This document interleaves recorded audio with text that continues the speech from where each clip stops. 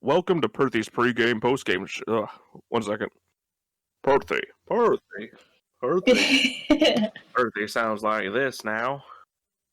Oh, hello there, Perthy. Hello there. Welcome to Perthy. Hello and welcome to Audio Adventures. This is a D&D 5th edition podcast that is made by friends, with friends, and for friends. And if you clicked on us, buckle up. It's going to be a crazy magic carpet ride for you and me. This podcast is used by my nerdy friends and I to escape our lives for a time and act out some pretty ridiculous scenarios. And we are so glad to have you here. A couple things before we start. Our group loves the rule of cool, so I'm sure we will get rules wrong. So if we do, please feel free to tell us in a kind fashion down in the comments. Also, if you want to contribute to the fantastical world of Seblos where this campaign takes place, please make a comment and you may be seeing that kobold cleric in the very near future, along with your name in the show as well. Now, please grab a seat and some popcorn, and let's meet our Wandering Vanguard. Welcome to Perthy's pregame, postgame show. I'm Perthy, and this is where we take a closer look with others into the events of the previous session. Hello, I'm Perthy, and here with me is our special guest, Diane Darrow, Tribble's mother. Hello. Oh, this is an interesting room. Although I do like the change of pace from Allergen every once in a while. It's nice to see you again, Perthy. How is my son, Tibril? He's doing better than last week. Better? What do you mean? He was doing the bad? dragon didn't kill him. Neither did the elf captain. Or the rock. What? A rock's a giant bird, if you know what that. If you didn't know. Oh, I thought it was literally a rock. Now there's birds chasing him. Bird is a nice way to put a giant creature like that. Oh. It's alright. Time is different here. So does that mean a pre-game, post-game? What does that even mean? Well, this is where I asked you a bunch of questions about last session. Let me just, druid magic. There. You should hopefully know what happened last week now. Oh, what? Oh, when that boy comes home, he's gonna get an earful. Hopefully. Now, I'm gonna start you with some questions, some light, easy questions. This previous session, your son Tibril started out in a dangerous position. Were you surprised he was able to keep his cool under pressure? Tibril has always been even keeled. I think it's something that he tries to follow his father's footsteps because his father is very calm and even keel. So no, that doesn't surprise me, but I feel like I need to go kill that dragon. I bet you could. Tibril tried to warn the rest of the party about the dragon, but only one other party member listened. Were you surprised by this? A little bit. I thought his friends were a bit more responsible than that. But I guess curiosity in the cat is a phrase. Hopefully it doesn't follow through with that. I think the cat was the only one who listened. Oh, that's true. Wow. That phrase really went wrong right there, didn't it? But that new furry friend of theirs is pretty interesting. Even with only one person listening. I'm dying. Anyway. No, you can't do that. I'm already doing that. If you didn't notice by the giant stab wound. Anyway. Oh, Perthy! Oh, do you need some gauze? 1 second. And I found some. Okay, now, where's the stab wound? In your abdomen? Yes. Okay. I thought this place was... Perthy, how did you get this? As you can hear right now, Mama Darrow is pretty reliable. She was one of the first people I met outside of Tibril. You really need to take better care of yourself, Perthy.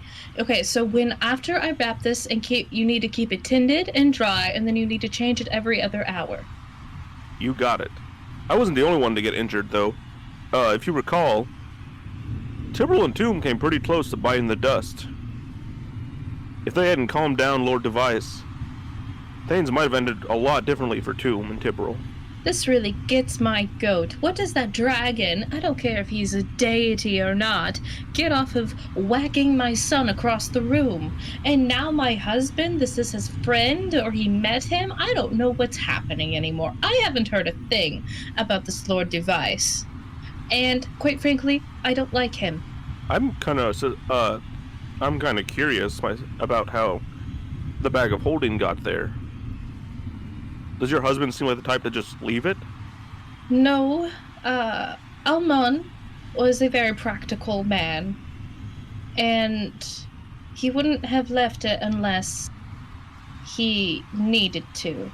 So I don't know if Lord Device was saying something of leave a tribute, or it was a bargaining chip or collateral. I don't know. I'm not taking offense by leaving the bag, although I did get him that bag for our wedding gift. He's gonna be in hot water when Tibral finds him then. Yeah, I agree, Perthy. He's going to be in very hot water. He should have been back by now. It's been years. Like the last session, the party ended in a pretty dangerous, a situation of unknown danger. Asmodeus took over Tavis and seems to be flaunting it now at the table with the rest of the party. Do you think Tibral will know what to do, or do you have any advice for your son? I think that Tibral needs to be very careful, and I told him that if he dies, I'm going to resurrect him and kill him again, so he needs to be very careful, or I'm going to find him, and you do not want me coming after you. And Asmodeus, if you're listening, if you put one finger on my child, you are going to wish you were actually dead. There are things worse than death. Strong word from a strong woman. Is that cliche? Not in this world. We got a bonus question here from a fan. Oh. A fan of the Wandering Vanguard, I guess. Should specify. He goes by the name Killer Queen XOXO. Or she. Or they. Or it. Inclusive, I like it. They asked, Mamadero, what will the family get-togethers look like with a tiefling amongst you? If Ekman and your son ever share affection. It's an interesting question, Killer Queen. Well, I myself believe that Tibral can bring home whoever he thinks he loves. But, also for Ekman, don't toy with the boy. If you toy with him, well, you heard what I said to Asmodeus. As for the family get-togethers, I think they'll look larger, and Ekman seems to have a flair for the dramatic, as you've shown me. I think that it'll be more lively and interesting. I bet. I just met the man last week. I'd like to thank you for your time, Mamadero. Oh, no problem. And hopefully another mama in the Wandering Vanguard doesn't get mad at me using her title. Oh, by the way, Mamadero, Nina and I have 2 kids. Or, well, 1 kid and 1 kobold. You have a child with Nina, the fire ganassi. Oh, well, we found him when we almost became slaves. But that's a story for another time. Slaves? I want to thank Mamadero for joining us today. And this has been Perthy's pre-game, post-game show. Well, hold on. Slaves? You are going to be slaves. Who? Okay. Who? I'm on bed rest, but who do I need to kill? I'm ready. Perthy? As always, thanks to my special guests and you, the audience, for joining before the action. Now, back to the Wandering Vanguard.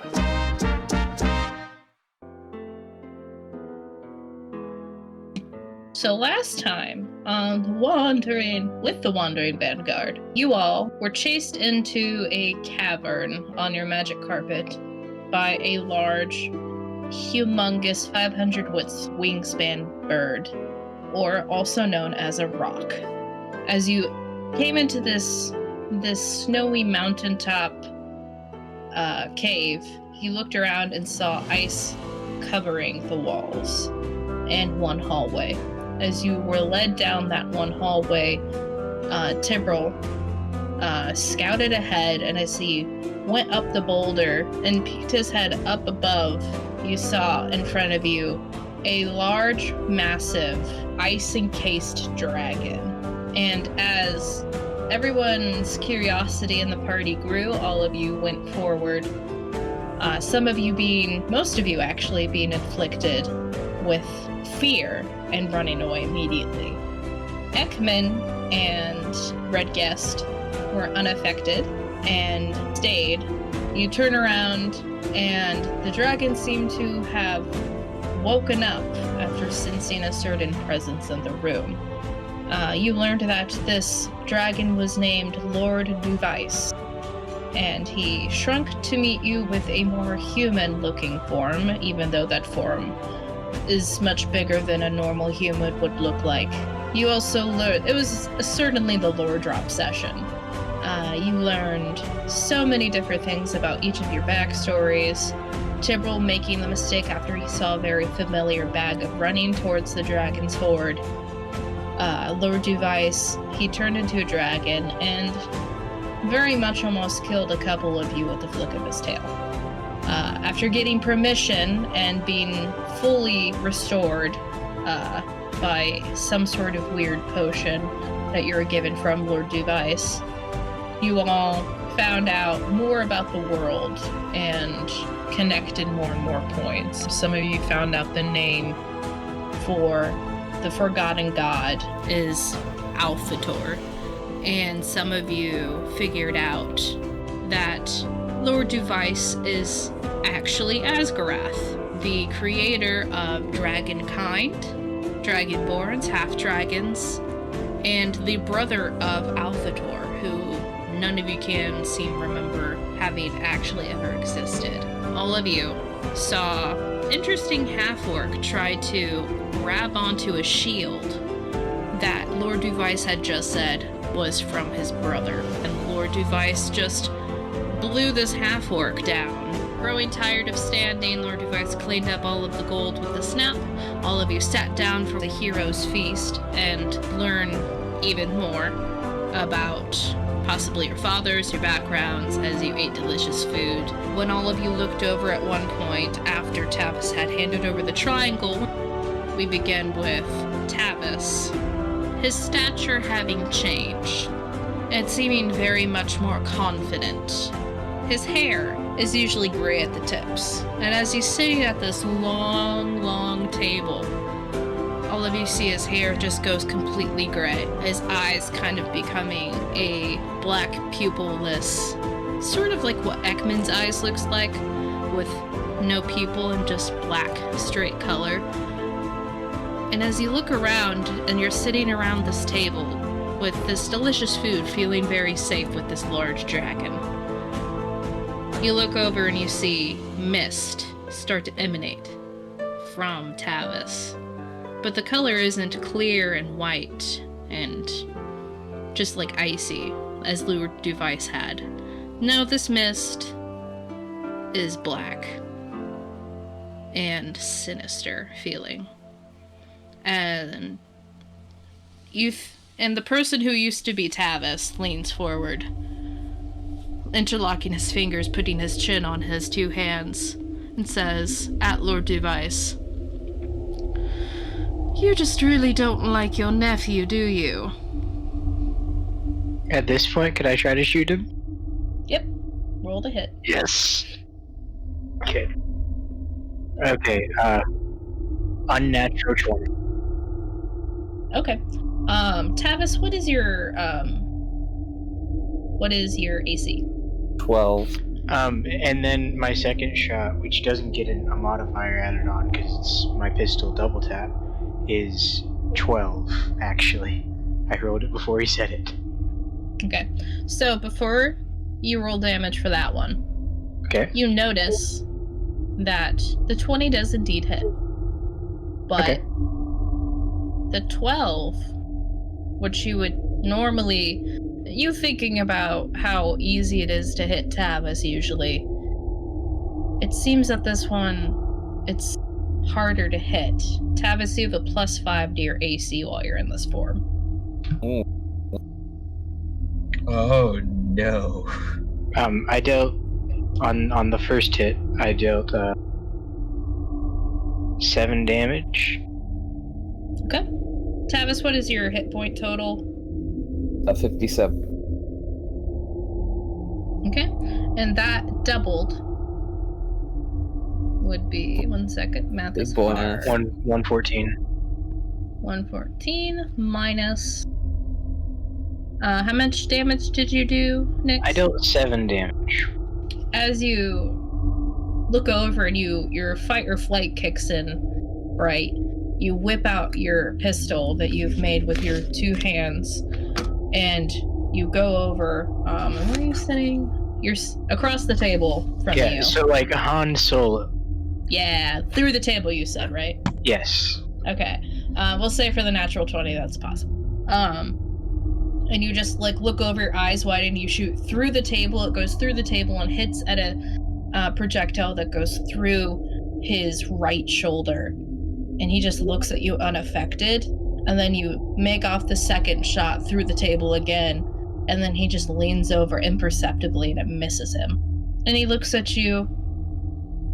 Oh. You just want to kill me, don't you? Isn't this your friend? I don't know him. That's true, I guess. Bit cold. I like you. Could everyone roll for initiative? Can't keep the score from earlier. 11. So, let me just get my calculator up to do some math real quick. Okay. And, Zach, you may pilot your character, Okay. your goal. I will text you, Alright. and I'll send you the pluses and everything so you can make sure that you do it right. Alright. So first we have a 23 from Peter, an 18. So guys, do we just slice them up, get them? Is there anything else we can do? I'm gonna keep trying to shoot him. I will tell you what Timbrel will do. He's going to try to get that hand off. As best he can. Oh, we do got a dragon god on our side. That's good. Yep. Oh, Sam, just a reminder that Fang has the same initiative as me. This food is very good. Oh, thank you, Lord Device says, as everything stands still. Bang! It's all very silent, dramatic, and just noodles. Noodles. Well, Fang would like to start growling. get ready for 12. Are you for real? Yeah, I rolled a 3. Oh. Holy crap! Oh, That's Dex modifier. What the heck? I am very concerned. After Ekman, we'll have Zach, then Redgast, and then Device is at the butt. Alrighty, everyone. Is everyone ready for some combat? I am. No! This is gonna hurt. Is this our first combat since we recorded? First combat of the podcast. Woo! Let's do it. Let's show him how bad we are at the game. TPK. TPK. TPK. TPK. TPK. TPK. Alright, so you Okay, just we have shot. a dragon. Yeah, you do have a dragon. Okay, so for the podcast listeners, they're in the middle of an icy room, surrounded, and the icy room is hundreds of chasmy rock room long. They're in the middle of it at a long table being served what Lord Device said was a hero's feast. It's not actually a hero's feast, because that's an actual spell. And the table is about 10 foot wide by 30 foot long. And beginning at the top of the initiative order is Tibril, who you are sitting right across from, just seeing your friend who you've been traveling with since months ago just get shot through the shoulder, his eyes completely black, and black mist just emanating from him. Okay. Let me see. What can I do? Kind of stand up, pushing my chair back. And while I stand up, I'm going to put my hand up, and what you guys have seen as yellow bolt this whole time, now with purple, forms in my hand and fires. I'm going to aim for Tavis, try to get him off balance type of thing. I'm going to basically shoot him in the face with the psionic bolt, basically go into his brain and smack things around. I believe that would be 15. That would not hit him. I'm going to use my extra attack and do it again. That's worse. I rolled a 14 that time. That's still, sorry. I'm going to then,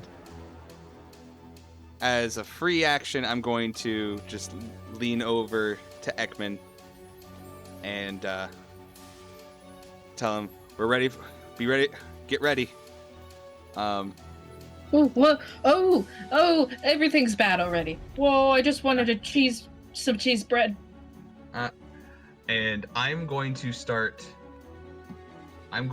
move myself around Ekman and like over in this general direction. All right, so you're moving to your right near the gold pile about 5, 10, 15, 20, 25 feet.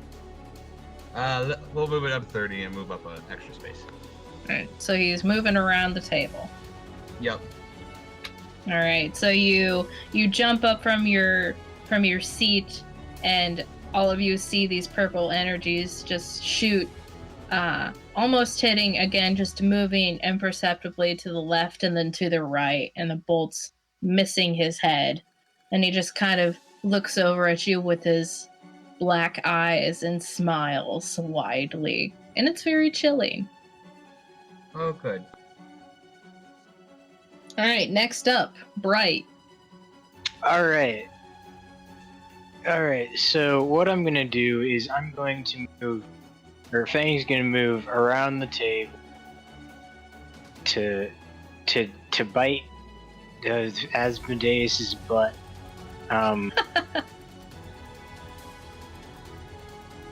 And he's going to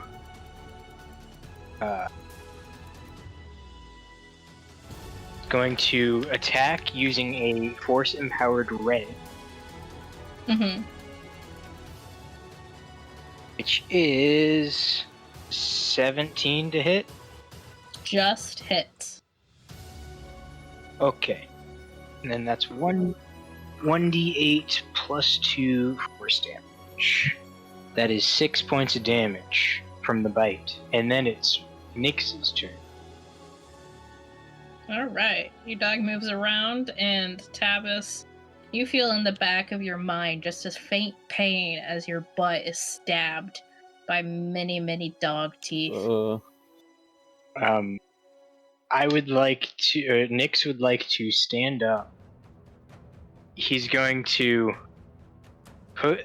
He's going to, as he does this, he's going to hook his thumb in the trigger guard of his gun, because his hand's already outstretched. Or he's going to stand up and outstretch his hand while hooking his thumb into the finger guard of his gun. He's going to cast Firebolt at Tavis. And that is... Brick! That's 16 to hit. Does not. Which doesn't... Nope. Okay, that's my turn. Very nice. After that is Ekman's turn, and he, very surprised, will look up and get up from his chair, which he is sitting across from Tavis, across the 10-foot wide table, and he's going to actually run back about 10 foot to the boulder behind him and grab all of his swords, which he left back there after he cleaned them all up from the ground. and then pick up 2 scimitars. And then run back forward. So 10, another 10, so 20, 30, 5. He's on the table, and he's going to roll to hit twice. He'll say, "Get out of my friend's friend!" Does he have advantage because he's being flanked by Fang? Yes. Woo! And he does hit. Ow. About 5 damage with his second attack. He hits again, surprisingly, doing 6 damage. So, Zach, make sure you're keeping track of that. First one was what? 5 damage. Okay, I got it. So he jumps up onto the table, everything clattering around. All the food is strewn about now. Some of it clattering to the floor. And he jumps up on the table saying, "Get out of my friend's friend, you foul beast!" and just slashes his scimitar down and through your upper right shoulder down to the left, and the other one going the opposite way, making an X mark through the front of your body. That's all of his movement. He's going to stand right there. Moving on, Zach, it is your turn. Ooh. You are flanked all the way around. Ekman is in front of you. Redguest is to your character's left. Your thing's I right. see it. You have a dog behind you. Okay. I'm going to attack the dog. Okay. Oi! Yeah, Don't touch the dog! I'm going to use Firebolt. 24. Yes, it hits. Alright. 18 damage. Okay.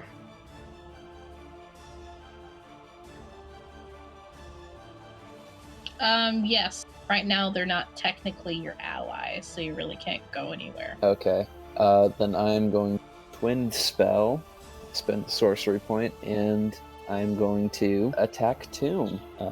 Witch Bolt. I have a reaction I want to use real quick. Okay. Yep.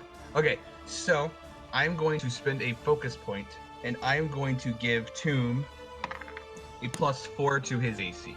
Okay. Can I still add everything even though I got a nat 1? That's a crit fail, so theoretically no. Not for anyone. Alright. Yeah. No. I like Zach being the bad guy. No, I suck at being the bad guy. I'm the bad guy. I was gonna make that joke. I guess that ends my turn. After that, it appears Asmodeus. Everyone's flanking around you.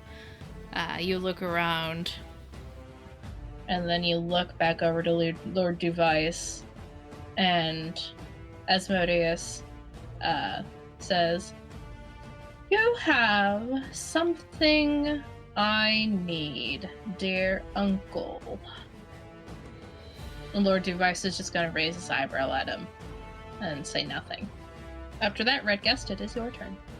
Right. I'm going to do my bonus action first. To do my Crimson Rite of the Dawn. I take 3 damage. Now I do 1d6 radiant damage if I hit. And then an additional d6 if it's a versus undead, but it's Tavis. And I get flanking bonus, right? Because he's surrounded. Yeah, if you can draw a line through the person to another ally that is on the other side, you get flanking. Disadvantage, right? Yep. You roll twice and take the better. It's been a while.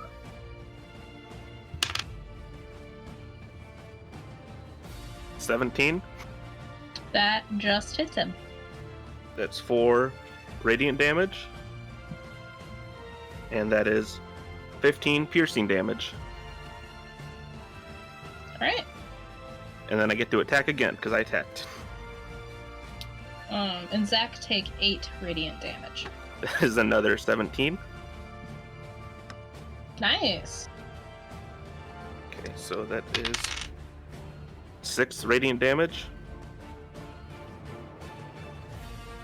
And 14 piercing damage. Oh. And, I don't know if I can do another special action. How much was that radiant damage this time? If it's doubled, it's 12. Okay. And then that's my turn. Alrighty. So after that display, Redgast cutting himself in a quick succession, his blade glowing bright with an energy glowing divinely. He cuts Asmodeus, and it gives off a bright light, and all of you can kind of see that it hurts him a little bit more when it glows like that. After that, Device, it's his turn. He's going to look at Zach or Asmodeus and get up and start walking. 5, 10, 15, 20, 25, 30, 35, 40 feet to the back of the room near a staircase, appearing to leave the room. And as he is leaving the room, he says, I made an oath to my brother that I wouldn't kill Asmodeus.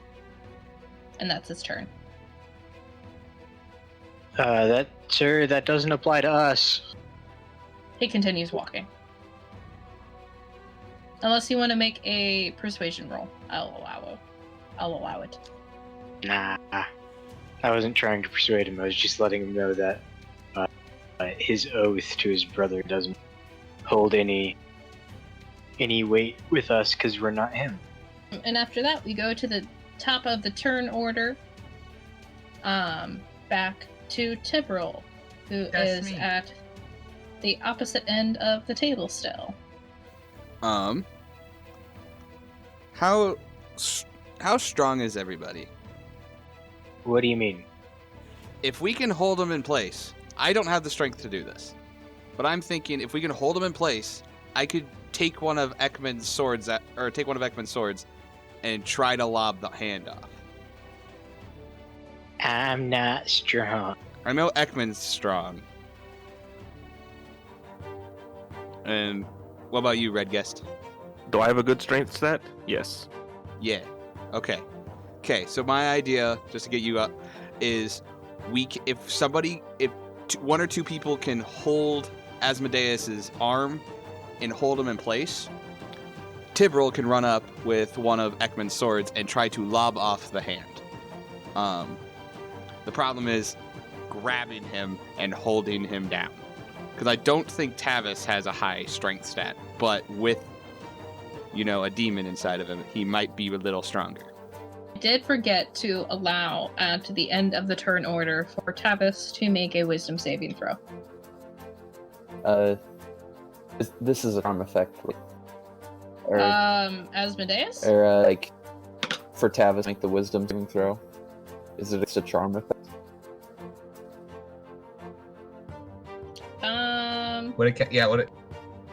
One second. Let me check something. Because it's either a +5 or +1 to whatever I roll.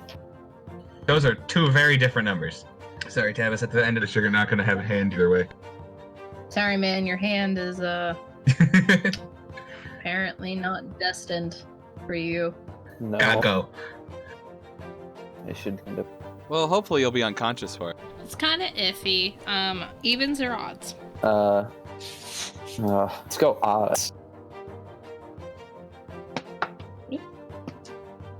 Oh, lucky for you. Yes, we'll count it as a charm. Okay.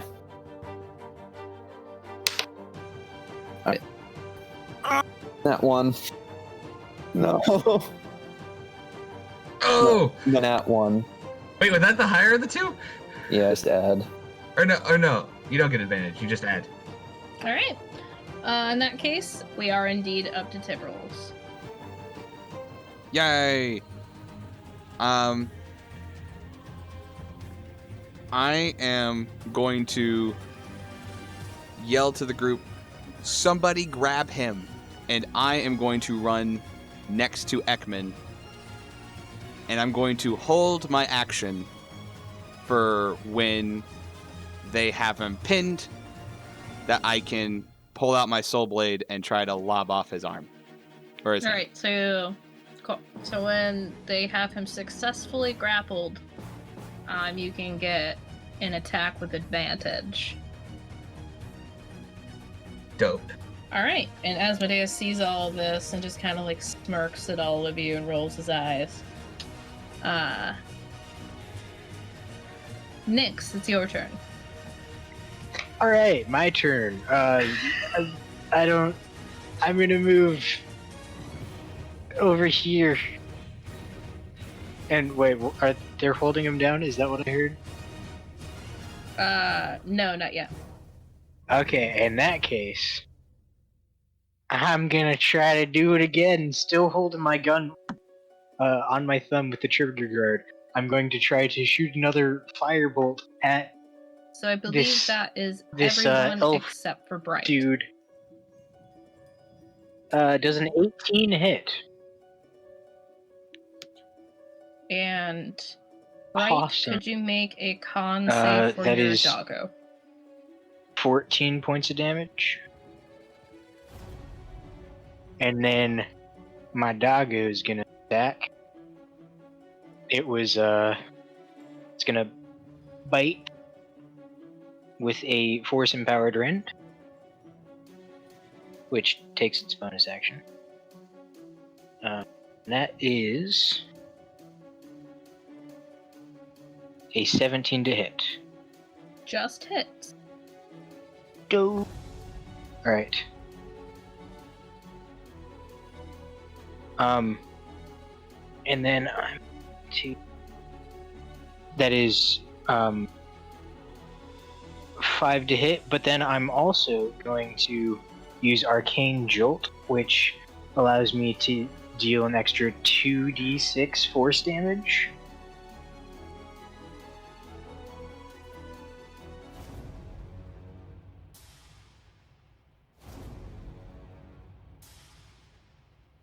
Turn. And Ekman is going to look at everyone, eyes wide, and he's going to try to aim for Asmodeus's wrist. With advantage twice. Very bad rolls. Oh my gosh, those are bad rolls. Nope, that won't be enough. And with his 2 swipes, and Asmodeus, so Ekman just brings his sword up, he looks a little jostled by what's happening, not quite sure what to do, and he brings down his scimitar, and Asmodeus just kind of moves his wrist out of the way twice, and then just kind of like chuckles in your general vicinity. Zach, your turn. Oh, okay.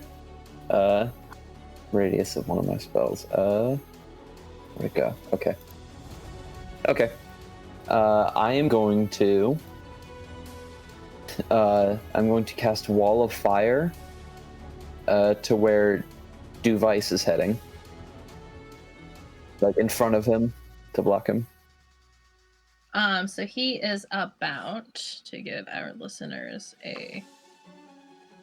he is about 30 feet away, so you cast it about 40 feet away, right in front of the steps that he's about to go up.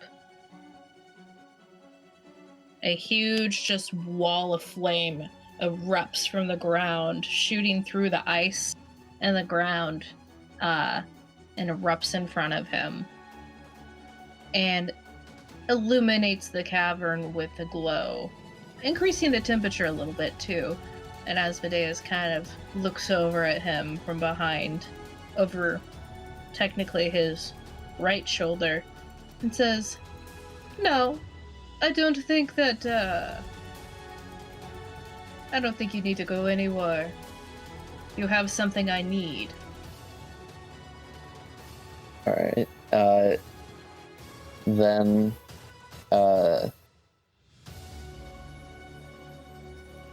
okay.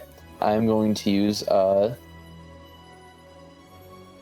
Twin Dispel again, spend another sorcery point to cast Thunder Wave. on myself. And Nice. that is instantaneous, and each creature in a 15-foot cube around me, like in a 15-foot radius around me, has to make a Constitution saving throw. So I believe that is everyone except for Bright.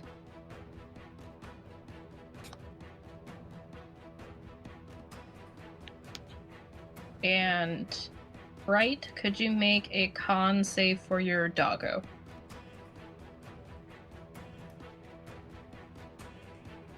Yep.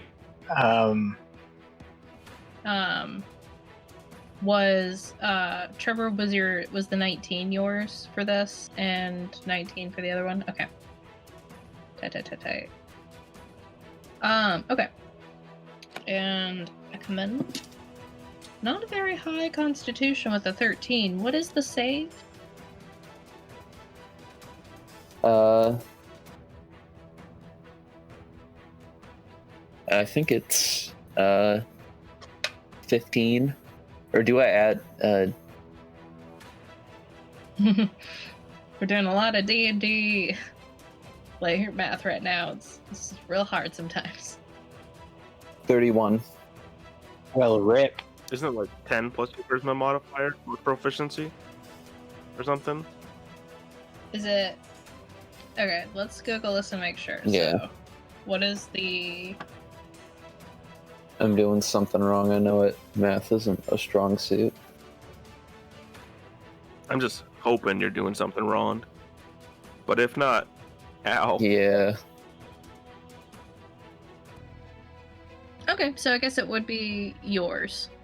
Oh, okay. Okay, so I had that wrong. My bad. That's 22. Alright, Thank you for checking. so, everyone is knocked back 10 feet away from me. And let me get my D8.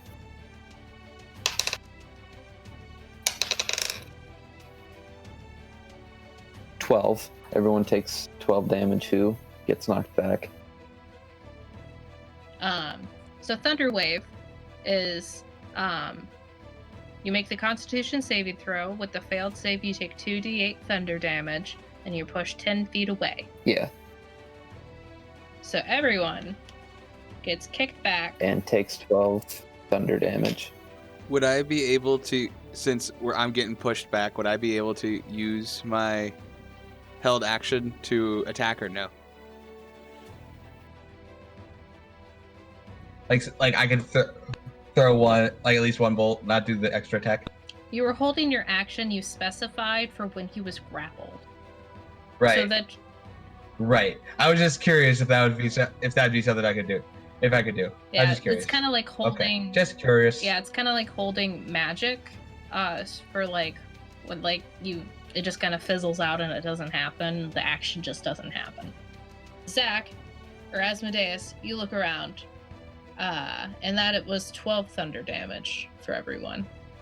Looks around, smiles, and you just see him reach up and just punch the ground, and just large, just thunder, above your heads and all around you, just envelops your senses, and you feel all of your bodies just get pushed back, about 10 feet, as the sound echoes around the chasm for a long while.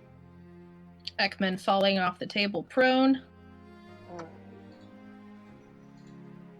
Would my dog be there because it's a pile of coins, or Yeah, would he just get pushed to here? He'd be up on the Okay. pile of coins. Yeah. And Tibral, can you make a dexterity saving throw? Alright, yeah. So, you are not prone. You get knocked back and you are able to find your foot, sort of like, you're able to like hop down off of the table and just adjust your body falling through the air, that you were able to actually get back up pretty quick. So you're not prone. Ekman, is prone, and he's just lying there on his back, just like, ow. And with that, Zach, would you like to do anything else? You have your movement and a bonus action. I am going to, I'm going to move right here. Alright, so you move back How far can I? up onto a pile of coins about, about 20 feet back. Alright, I have a bonus action. Yep, you do have a bonus action. I wonder if it would get his attention. I don't know if it would.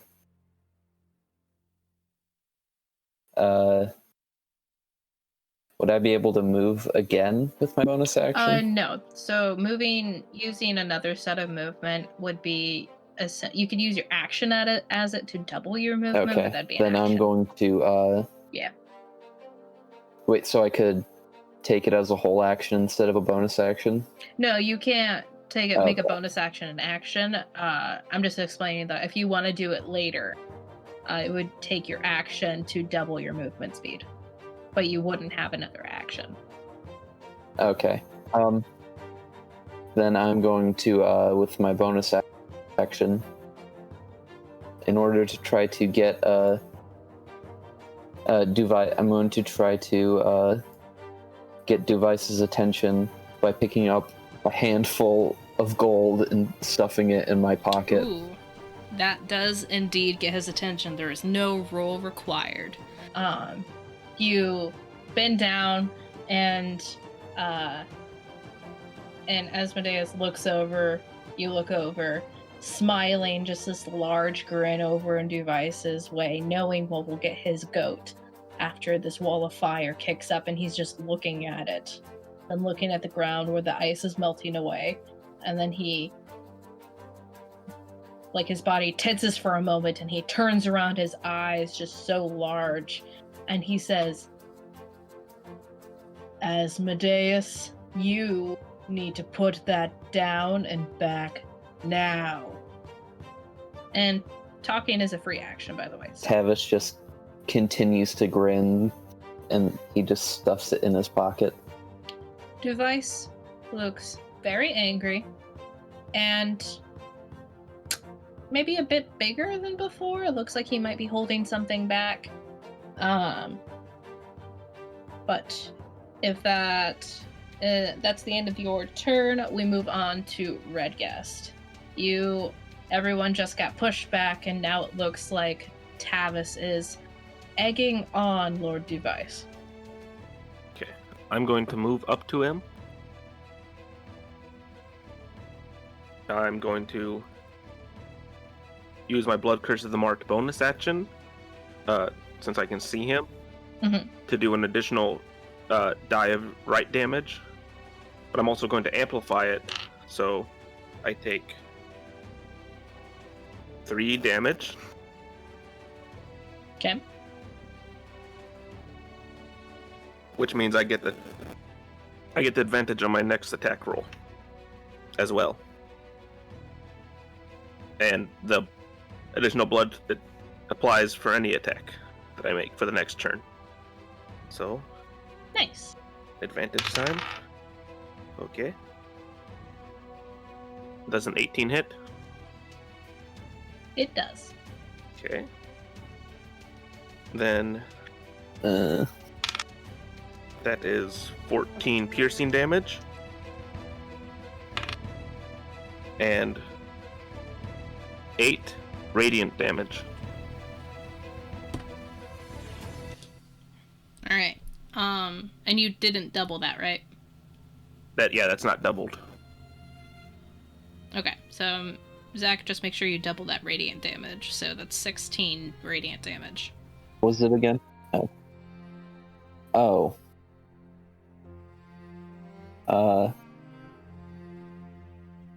Yeah, nah, I'm a floor He's for unconscious. now. Ooh. That did. Use. Oh, okay. Yeah. So, confirming you're at 0 hit points. Yeah. All right. So you see Asmodeus as he's starting to just reap in coins and coins, and he's starting to get ramped up. Looking over, Redguest rushes in behind him and stabs him, and you see him light up. And Tavis, can you, with your stats, make a wisdom saving? Actually, a constitution saving throw. Constitution. Yep. With my normal sets? Yep. Okay. Oh no, wait. This might work.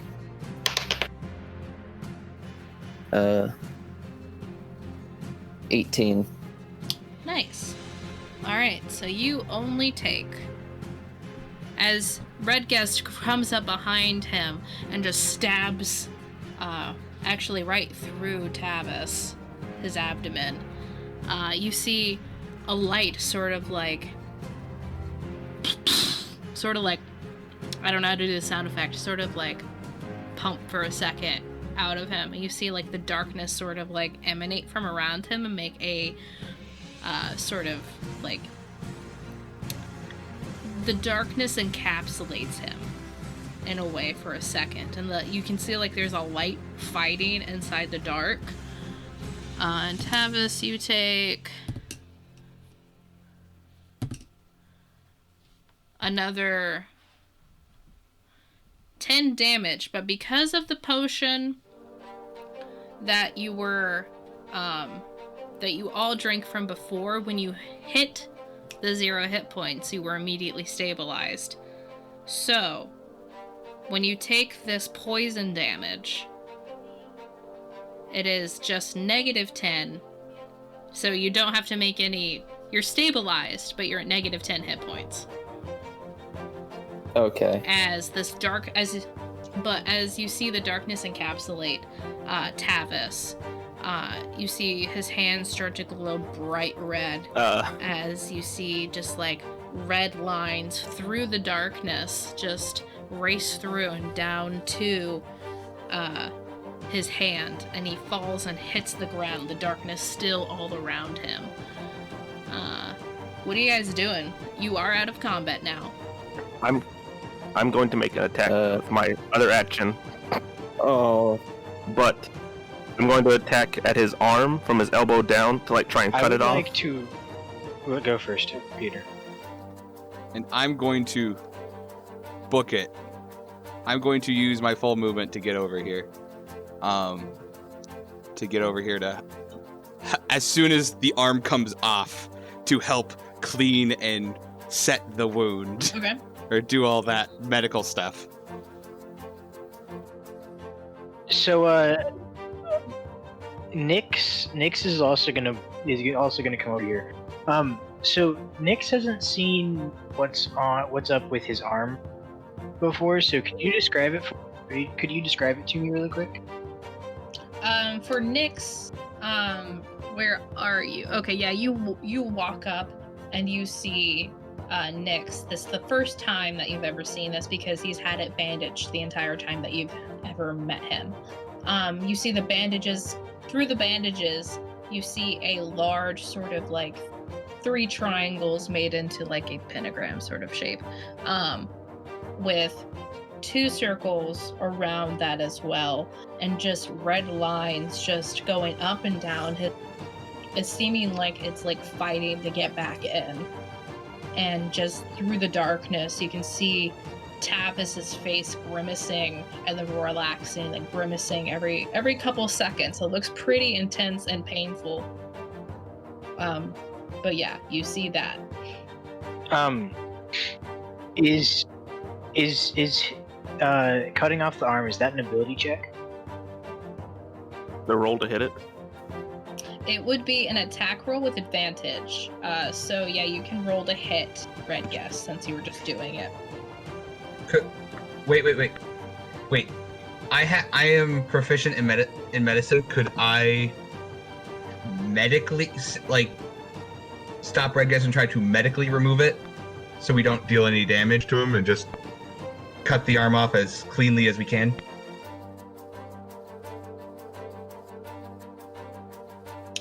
It would be a very high DC because cutting off the arm would technically be doing damage. Okay, never mind then. So you theoretically can. Dismemberment with no pain. I'll just be ready to wrap. I'm going to be ready to, as soon as that arm comes off, to make a tourniquet and wrap that sucker up. I will say, with your medical knowledge, Tibril, you can tell that he isn't fighting for his life. It just seems that he is worse for wear, and you could probably connect that to the potion that you guys all drank. I would like to use Flash of Genius to add +3 to the. Oh wait, actually, I can't do that. Go ahead and do your attack roll, and I'll decide. I already rolled my first one. What's your roll, Raoul, since you said it first? But I rolled the first one, and that was a 12. And that's All right. That's 20. Go. So 27 to hit. So you look at it and you kind of for the first time you put your sword down at it to just kind of get the lumberjack thing where they're about to cut the wood and make sure they cut once. Put the sword down. You squint your eyes with your cat-like reflexes. You whiff it up and then bring the sword down, and the hand. How far up the arm do you want to cut? I tried to cut it up at around the above the elbow. Okay, so you cut all the way up the forearm, right below the elbow.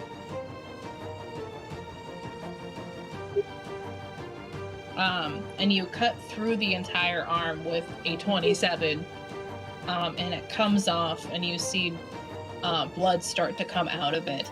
But you also see the darkness start to sort of retreat back into the arm, and the red lines trying to escape the tip of the stump, or the tip of the noose, the stump that you cut off, trying to go back into the body, but finding that there is now a cut-off barrier, and the darkness gets sucked back into the arm. I'm gonna look at the stump and say, "Hey, that looks bad. We should probably bandage that." Gross. And do nothing. I was actually just going to say, can I roll a medicine to try to wrap the arm, make a tourniquet around the arm, and then also take I'll be ripping my whatever cloth I have on me, and try to make it the best bandage I can. Yeah.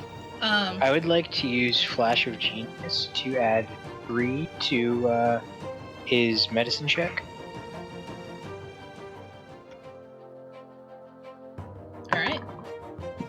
You added 3, so with your addition, that's 14, then plus 5, so 19. Nice. So you see Nyx kind of come over your shoulder and now, where you were starting to pull out gauze and put it around a different way, he comes out and he's like, "Oh no, actually do it this way. It'll make sure the blood doesn't." And then you guys stop the flow of blood successfully and wrap up his newly formed stump. Yeah, he's sitting there. His face is slack. You don't see any pain. Then I would like to punch myself in the face and use Arcane Jolt and choose one creature or object I can see within 30 feet of the target and healing energy flows through the chosen recipient, restoring 2d6 hit points to it. It can only be used on an attack. Interesting. Hence the punch in the face. Alright, you don't even need to roll to hit yourself. Go ahead and roll the healing die for, I'm assuming, Tavis. 8 points of hit points. Yes, for Tavis. Oops. Punches himself in the face just to heal himself. Yeah. Yeah, you punch yourself and you're like, oh, ow. But then you see like this green energy sort of leak out of you and float through the air in between everyone and just go into Tavis. And he looks better, but he's not waking up yet. Alright, I'm gonna go work on my dog. I'm going to I'm going to reach into my dad's bag of holding and do I find any like blankets or cloth in there? I would say that he would have blankets or cloth for like traveling and stuff. Okay. I'm going to pull out a blanket and I'm going to not touch the arm and kind of wrap the blanket around it. Okay. And grab it by the ends and then take it over to Duvice. It's like, can you please make sure this doesn't hurt anyone? Oh, so you wrapped up the stump arm. I wrapped up the arm. The arm that's no longer attached. Okay. And I make sure I don't touch it. I just kind of like scoop it up with the blanket and then hold on to the ends just in case. Okay. You walk up to Lord Vice, who's taking deep, calming breaths, and then his eyes snap open as he senses the presence again of Asmodeus, his nephew, as you've learned. And his eyes narrow at the blanket. And he holds out his hand in like a fashion where you don't want to touch it, but you're gonna take it from someone. Like his like the up top gripping motion where you're like trying to do the best to least touch. And he kind of like scoops it up with his long fingers, and then holding it off to the side, he says, "Thank you for this, I guess. I am sorry about your friend. You can stay here as long as you need. I'm gonna go put this away." And he turns around and starts to go up those stairs again. Hold on, Lord Device. Oh, yes, Red Guest. You said it would be easier for that to be... it would be not easier, but best if it wasn't on the same plane as Asmodeus, right? Indeed. Well, we're going to the Feywild. If we leave the arm with you and take the thing into the Feywild, you'll know where Asmodeus always is, and won't accidentally kill him, and we'll make sure the stone stays in the Feywild. Roll a persuasion check with disadvantage. Actually, just make it a straight roll, because that was actually a pretty good argument.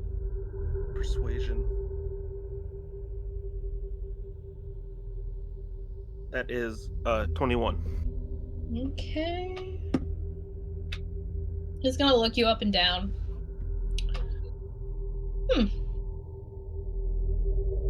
That is a compelling argument, boy. Now, theoretically, this arm isn't theoretically Asmodeus, as he's still chained down in the depths of hell. Or so I learned, touching his arm at least. Or your friend's arm. Everything's weird, everything's confusing. But this is a sort of bridge. So I suppose your argument isn't completely invalid. I'm going to go put the arm away, and then perhaps, when he starts to turn back and go up the stairs again. I'm booking it back to Tavis, and I'm going to holler for Ekman to help me carry him. Yep. Ekman. Because he's not a strong Ekman boy. already ran over, and he is knelt beside Tavis. Ekman, can you pick him up and take him to the table, please? Oh, yeah. And with you two, we'll just say that you pick him up, and you make your way over to the table with the food just all around. I'm going to stick my arms on the table and shove it off, and I'm going to reach into the bag and look for try to pull out a pillow. Surprisingly, you don't find a pillow. Do I find any other cloth I could wrap up into something to put his head on? You find some pants.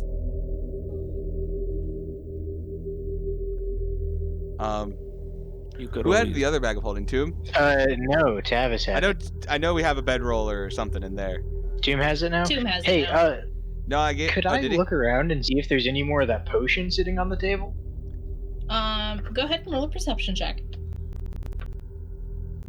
While he does that, I'm going to run over to Tomb and stick my hand in the bag of holding to pull out a bedroll, and I'm going to just roll it up kind of like in a rolled up sleeping bag and stick that where his head will go.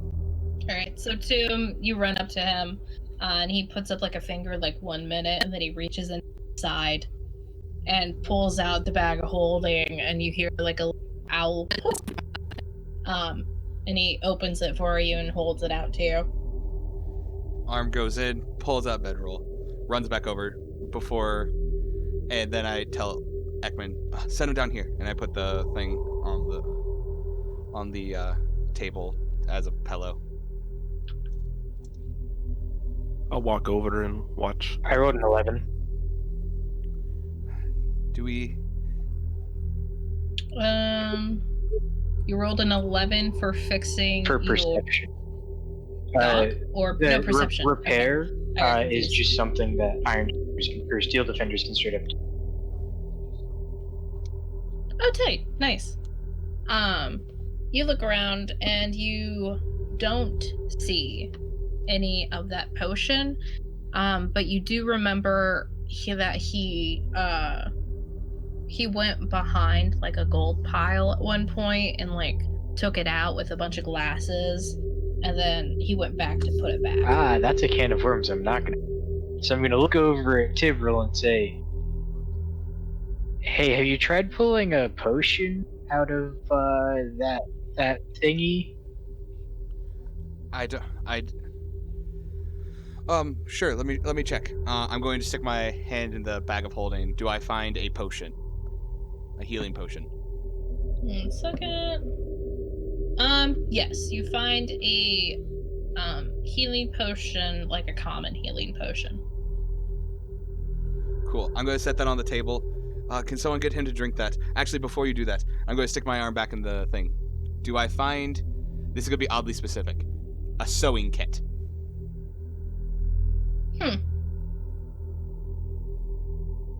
Because he was a medic. I'm needing a needle and thread, basically, to stitch him up. Yeah, you would find a sewing kit. You find a sort of a miniature one, and then following with it, you also find a larger one. In 10 cases. Perfect.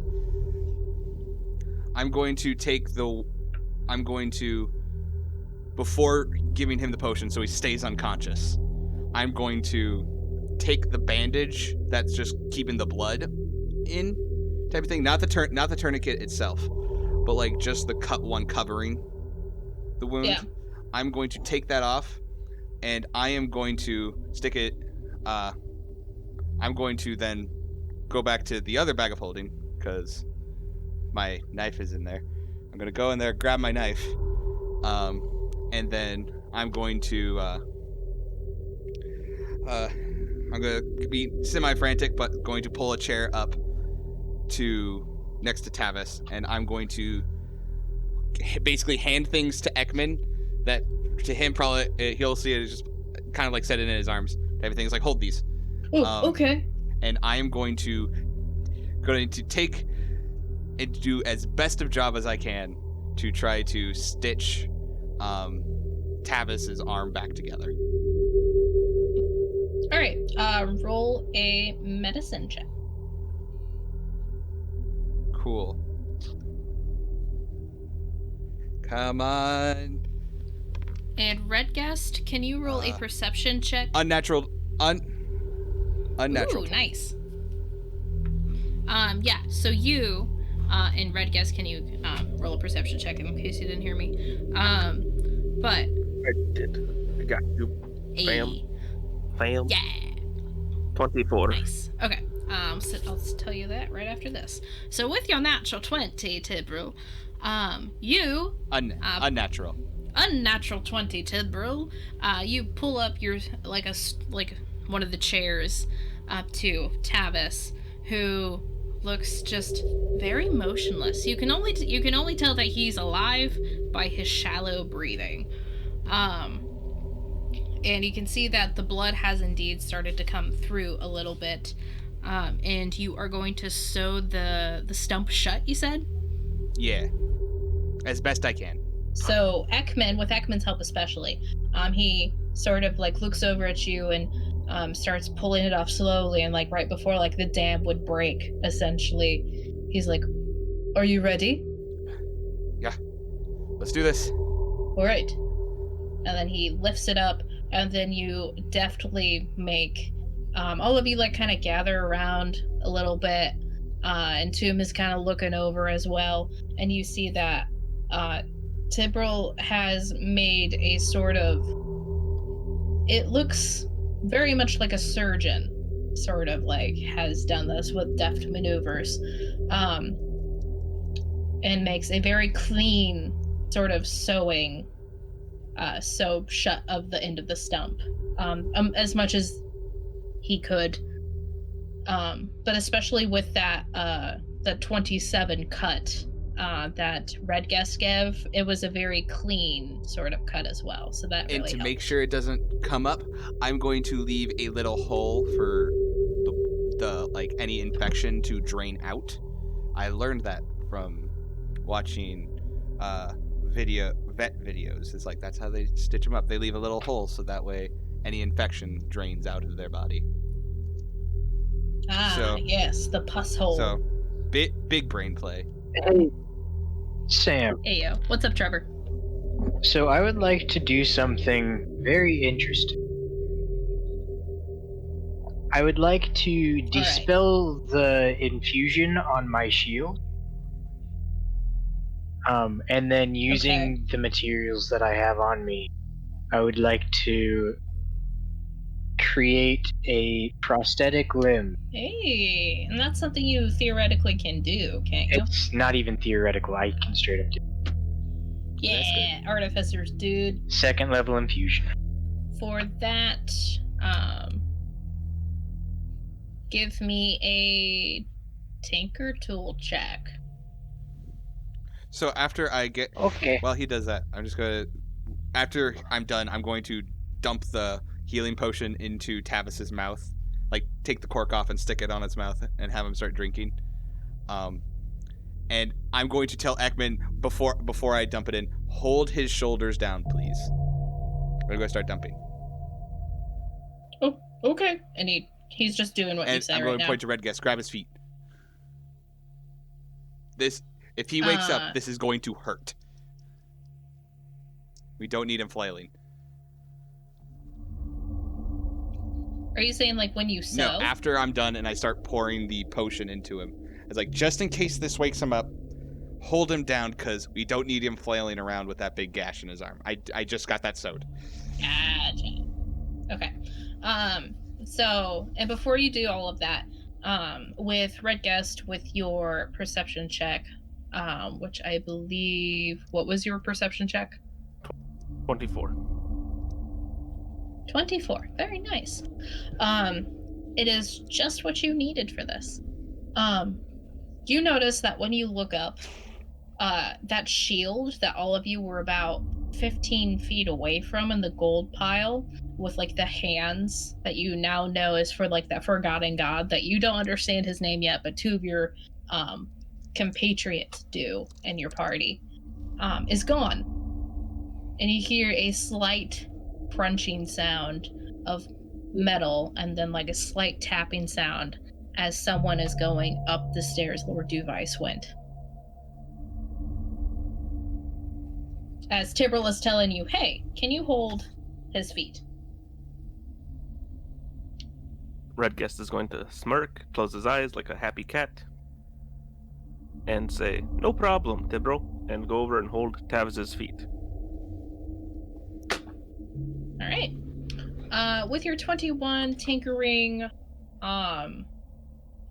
it's going to take you a second, but you do, I would say that you would, in fact, get a pretty darn good arm after a while. It takes you a while to get your and then everything ready for the arm. Okay, can I describe how it looks? Yeah, you can describe how it looks. So, it looks a lot more like a skeletal limb.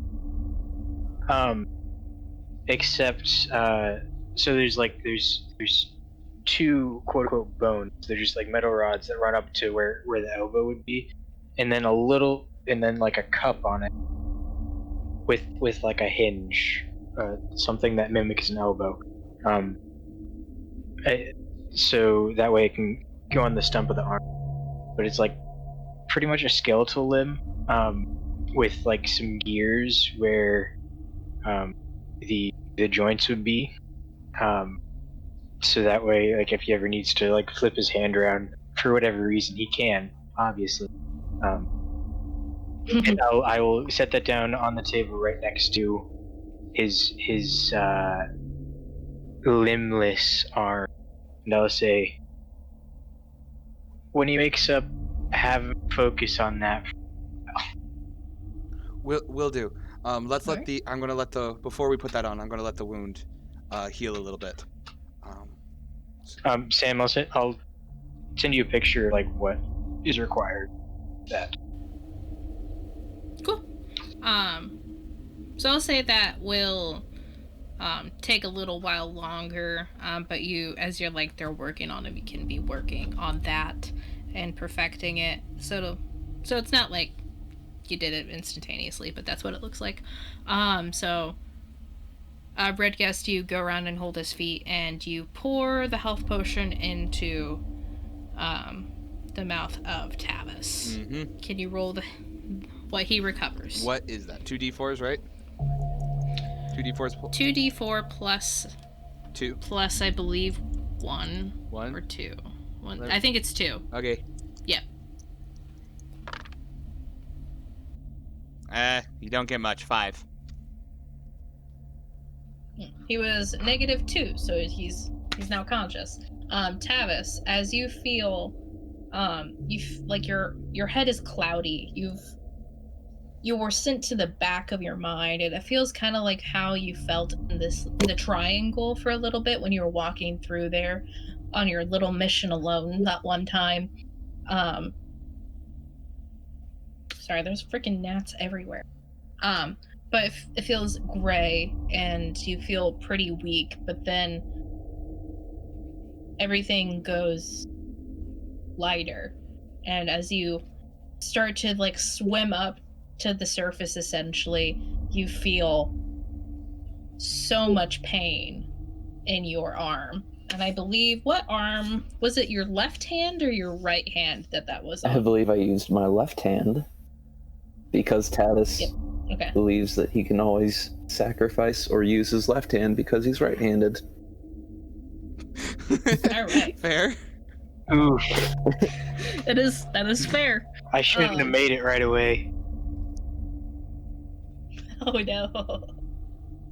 But you're still working on it, so you can change it if you need to. But no, you just feel. Okay. You feel he's gonna have 2 right hands. You feel utter pain from where it's sort of like the phantom arm that military Phantom pain. people get. Yeah, like the phantom, like you still feel your hand there. Phantom Menace. Oh my gosh. And you're for sure that you're moving your finger. When you look over, there's blood and there's a stump. Do I see Tavis's eyes open? Yes, you would see him open and see him open his eyes and look over. When I see him look over, I'm going to go up to his face, tap him. It's like, hey, don't focus on that. You're all right. You're all right. You're gonna be okay. I know this hurts. Do I feel a lot of the pain?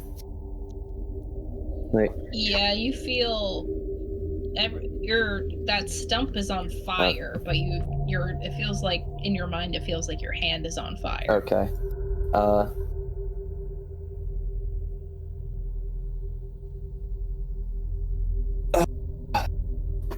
Hey, We did it. Yeah, you're free. You're free now. Don't touch the arm for a while. We have to let the wound close. Please, so stay calm. I know this hurts now, but just lie here and rest. You've had a lot happen to you today. And also, you're seeing this with Tibril, like, blood up to his, like, up past his wrist. Not up to all the way to his elbows, but, like, arms covered in blood type of thing. It's like, you're okay. It's all right. So please, don't move it. Don't touch it. I'm going to, I'm going to go back over I'm going to just go into my bag of holding again and pull out another piece of cloth some type of cloth just to rest his arm on to kind of catch blood.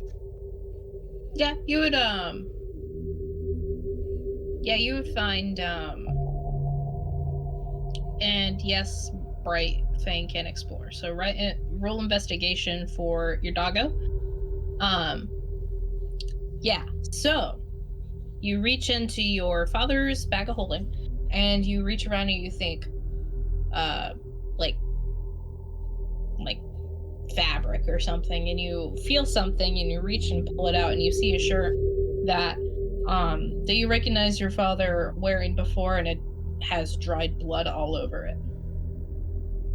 I'm going to look at it for a second, kind of start breathing a little heavier, shake my head a little bit, like, nope, and I'm going to stick it underneath his stub. It's already covered in blood, so it's all good. I'm going to be like, Tavis, try to get some sleep. I know it's probably hard right now, but just try to relax. And I'm going to sit back, and I'm going to probably just kind of like, I think it's okay, guys. You can let him go. Don't think he's going to fight. I'm going to sit. Ekman lets go and pats his shoulders. I'm going to sit back, like not even bothering to like cleaning up the blood, like something you would see in like Grey's Anatomy or something. Like it just arms are just covered and they just kind of sit there for a second or stare at it, not thinking about it.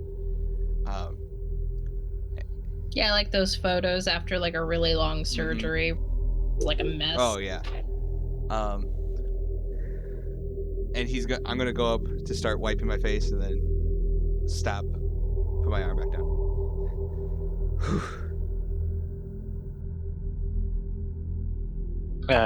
Fang rolled a 10. Okay. Fang goes around and kind of like sniffs a bunch of the jewels. Kind of like he starts to go over to the boulder and just kind of like looks at it. His tail wags a little bit, and you can see him like try to like raise up and like try to climb it. But that's really as far as he gets with a 10. Okay. So, I'm going to. Can I guess I'm just going to start digging through the bag looking for like a canteen to start washing my arms as best I can. Like for water. Okay. Let me see. You do not find a canteen in there. Dang it. But I'm gonna... with Bright, with Fang brings back, and you hear a light scraping sound as you see a large jug being brought up to you. I'm gonna look at Fang and like, where did you get that? He does the whole doesn't understand words thing and just barks and like panting, sitting there staring at you. But he's also not bringing it up to Tipperl. Sorry, he's bringing it up to Bright. Oh. I am so focused on the arm that I completely. That makes a lot more sense. I was like, why do you bring it to me? What's happening? Cute dog wants to help. Bark. Fang looks over and like sets the jug down, and kind of like you feel, you hear like a little, like a little scratchy scratch on your leg. I look at Fang to see what he wants. He looks at you and then like sniffs the jug and then looks back at you. Fang, did you get permission from Device to use that? Fang kind of cocks his head and his tongue rolls out of his mouth. I knew I should have built you with the ability to speak. Definitely going to be my next construct. Is going to have the ability to speak. Just like a soft whine. Fang, I'm not touching that until Device says I can. Fang kind of, his head comes back up and his tongue goes back in his mouth, and he kind of gets up and starts trotting over to the stairs where Device went up. Fang, I will lock up all of your parts. Stay here. I'm not threatening, but just saying it as I'm working, because he keeps bugging. Fang kind of like stops and like sits and like looks around at you and does like the sad whine. I ignore and go back to my. He kind of like puts his head down on his paws and just stays there. I keep working. Looking very dejected. I'm so focused on this thing, it's like tunnel vision, so. Yeah, but you guys are all sitting there. Is there anything else you guys want to do before Device comes back? I'm going to look over to Red Guest. It's like, Red Guest, you alright after all that? Yeah, I'm fine. You? Well, good. Gonna stick on my arms like I could be better. Thank you for your quick thinking on lobbing his arm off like that. Yes, it was intentional. He just looks at you.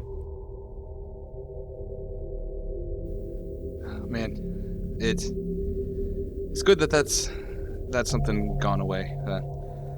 I'm gonna look back over at next, like hopefully that arm ends up working out. Of all things, I hear that and I say, well, it better work out. I'm making it after all. Fair enough. I don't know about you guys, but I'm ready for a nap. You wouldn't happen to have a sending stone, would you? I'm going to, it's like, I don't, at least not at the moment. I'm gonna wave. I think there's one in one in Tomb's bag. The old. I'm gonna wave over to Tomb. It's like, hey, Tomb, Come here for a second. Jim has been kind of staring over at the stairs where Lord Device kind of like went up and then looks over to you and walks over, getting the bag out of his little side hole that he has. You can hear the little whoo, and he opens up the bag and reaches in, and you see the sending stone that the Prince of Ivada actually gave you, and it is glowing. Like it's like phone call ringing type glowing? A little bit. I'm going to grab it and just say, hello? Alright. You like think like, okay, I gotta answer the call, and you're like, hello, and a very familiar gruff voice answers back. Where are you? You said I recognize the voice? Yep, sounds like Mobrick. Mobrick. That was the guy who taught me the spell, right? Fellery Sieg is the custom creations guy. Which is Mobrick? Mobrick is the leader of the guild. No, Mobrick. Right? Okay, so Reginald is the leader of the Adventurers Guild.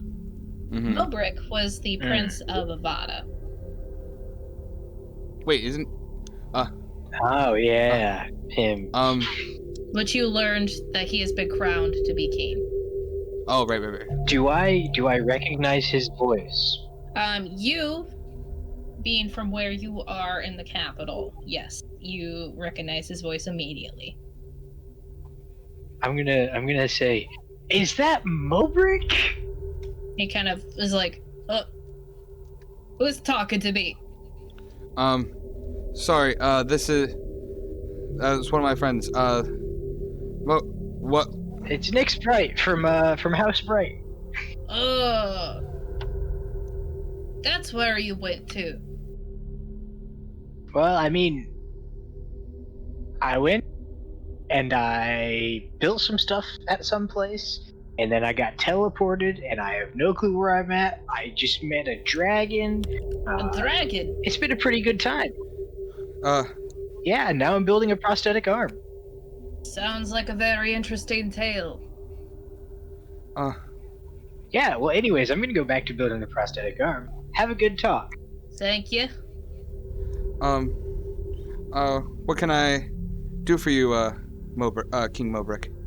Well, you all promised to do a sort of mission for me, and you all never returned from Zoomwell. It's been... Sorry, we had... months and months, and I've been crowned a king, and I have a wife, and, you still aren't here. I'm so sorry. Lots of things have happened in the, past few months, and, well... Did we ever make it there? I can't remember. It's been a few months. Like, make it where? Make it to Zoomwell. Yeah, that's where you almost got turned into slaves. No, I thought that was at the, that town. Well, the job was in Cloyopolis. Oh, that's... But we went to Zoomwell to go down to Cloyopolis. Oh, yes. Yeah, we made it to Zoomwell. And then this man, took us somewhere, and then we got...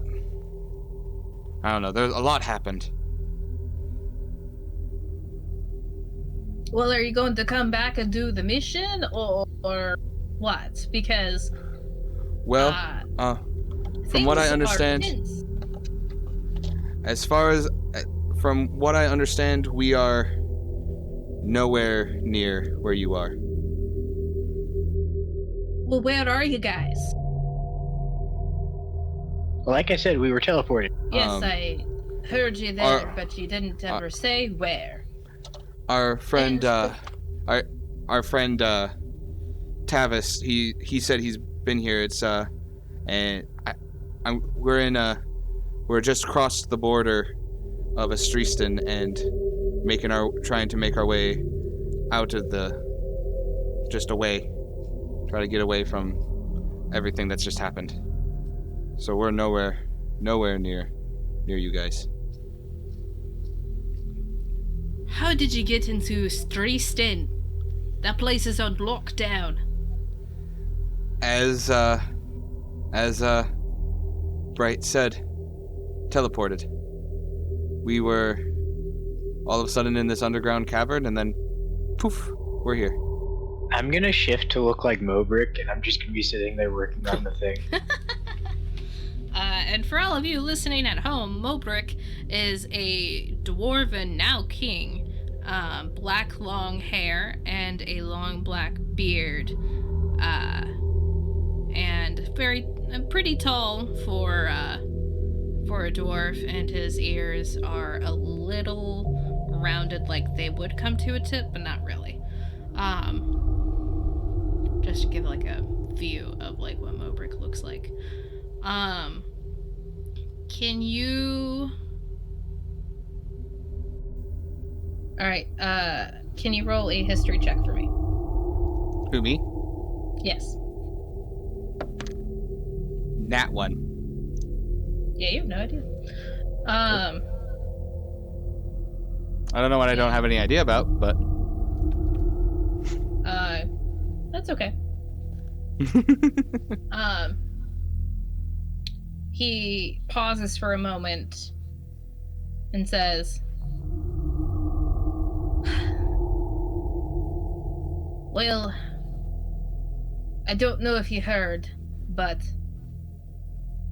my father's dead." Yeah, I'm assuming I heard. What was the king's name before this? I want to know so I can say something. What was the king's name? Yeah, before Mobrick. 1 second. I have it written down somewhere. I will get it. It's in my binder. Do do do do do do do down the rapid trail of my binder.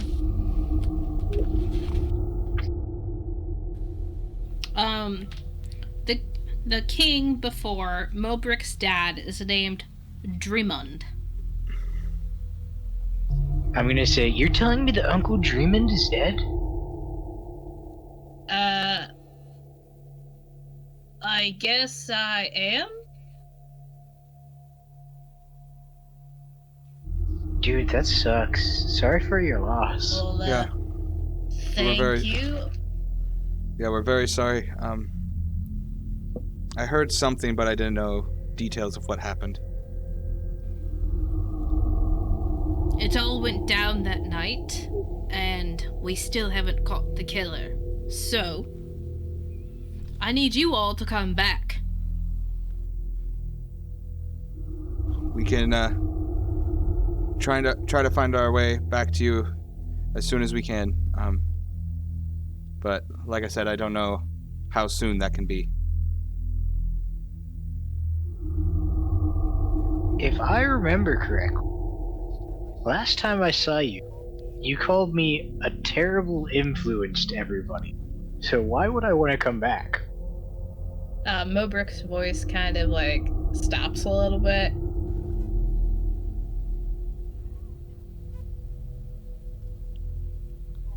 Yeah, no, not coming back. All right, look. And I go And back then to work. as he I says, just all ignore right, him. look, you hear a small feminine voice in the background, which all of you recognize as the maid Ellie, which you've seen him in, with before. And she says, I forgot that was a thing. "Yep." And she says, "Husband, what are you doing? Just come. We have a meeting." He says, "Oh, well, you all need to come back. I don't care what Bright says. Do you If you have don't any? come back, you all are I suspect." stick out my tongue at the stone. We'll try to make it back as soon as we can. But like I said, I can't promise how soon that will be. Do you have any information on this killer? The only thing we know is that during the dance where your entire party was, he had a helmet slammed down on his head, and then he went to bed rest. And you hear the small voice, "Come on, Mobrick. 1 second, Ellie." And after that, he just got weaker and weaker. So, it had to be from that night. Alrighty. Well, thank you for that information. We'll keep an eye out for anything. If we see anything here, we'll let you know. And we'll, like I said, we'll be there as soon as we can. You'll better do it quick if you... And then he gets cut off. I'm gonna throw that back in the bag. Well, to the Feywilds we go. Can I? What'd you say, Ro? That was just Redguest being like, what? Oh, because he asked for the sending stone. Oh, right. Sorry. Here, and I'm going to toss him the sending stone. It's like, just put it back in Tomb's bag once you can, or once you're done. Okay. And I am going to go just find a spot to lie down, because Tibral's tired. It's a pretty cold floor, because of where you are. At this point, he's not picky. Okay. But you find a semi good place. The warmest spot is near where the wall of fire happened during the quote-unquote battle. It was pretty quick. Near the stairs. Which kind of melted a little bit of the gold, a little bit. Cool. I'm gonna lie down. Or at least sit down, like, trying to find something to lean against just to kind of rest my eyes or something. Ekman kind of rushes over, and then he sits, and then he's like, "Lean against me." Don't even think about it. Just, like, as he's saying that, I'm going, like, in the middle of the sentence, I'm just going to lean over and...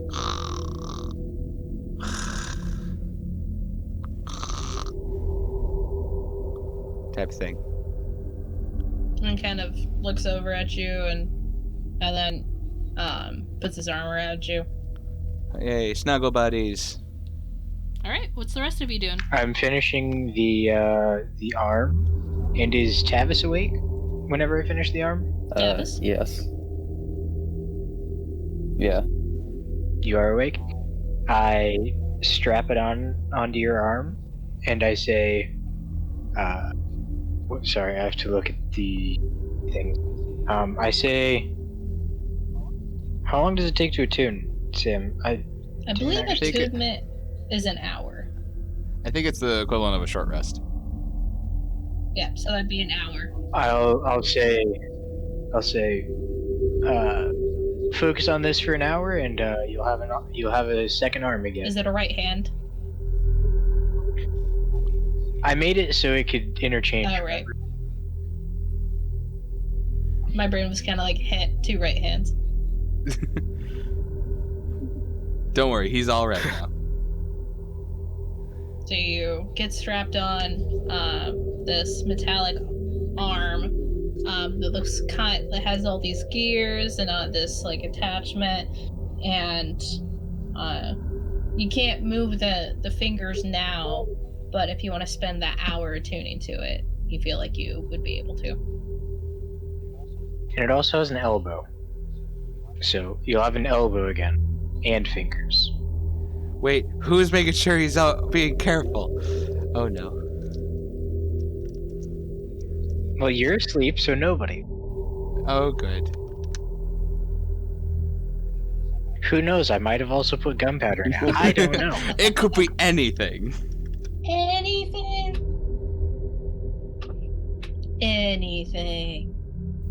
So do you want to take the hour, or do you want to do something else? I guess I'll just kind of take the hour and take it easy.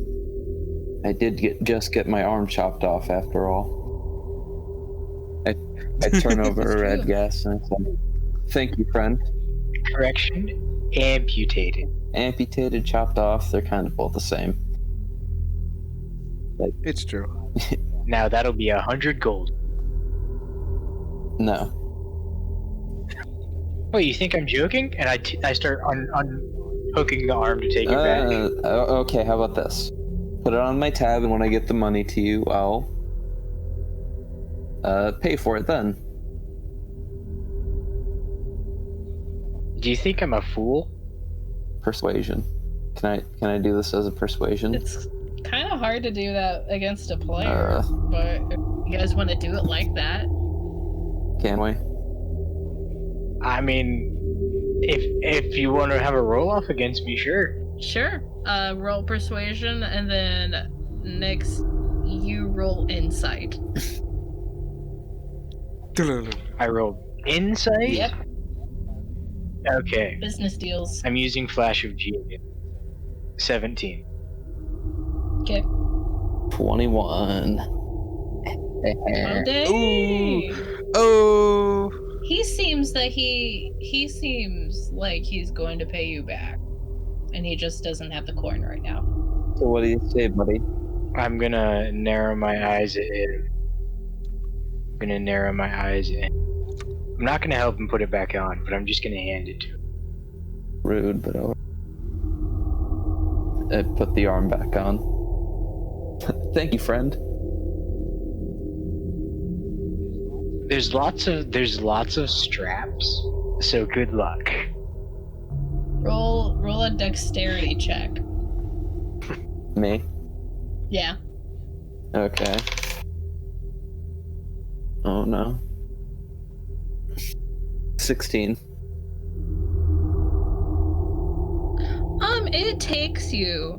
It takes you a while, and some people see you struggling. But you are able to get every strap except for one strap where you have to like reach behind your back.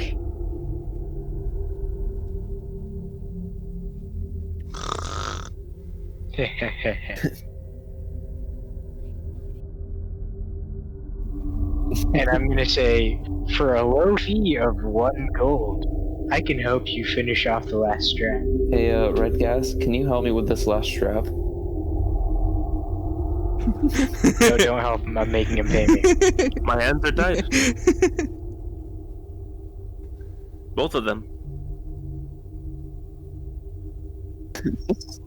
I walk over there, I pull out like a piece of string, and I just wrap it around one of his hands, and I tie like a little knot.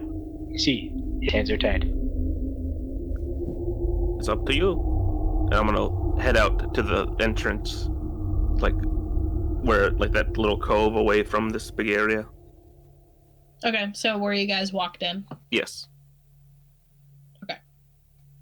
Walk off 60 feet off in that direction. Is there something you want to do over there, or are you chilling?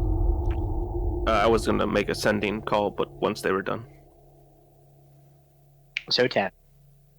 And I just hold out my hand. How about this? Instead of cheap labor, you could be a friend and help instead of trying to gouge every gold coin that I have. I mean, you did just put us through this, so... Well, you do have a point there, I'm not gonna lie. But, I kind of... Tavis, looks down in his pocket, and he feels the gold. And he's like, "You know what, sure, buddy." And I take out the gold coin from my pocket, and I hand it to him. Do I remember that this is a gold coin from the pile? Roll a history check.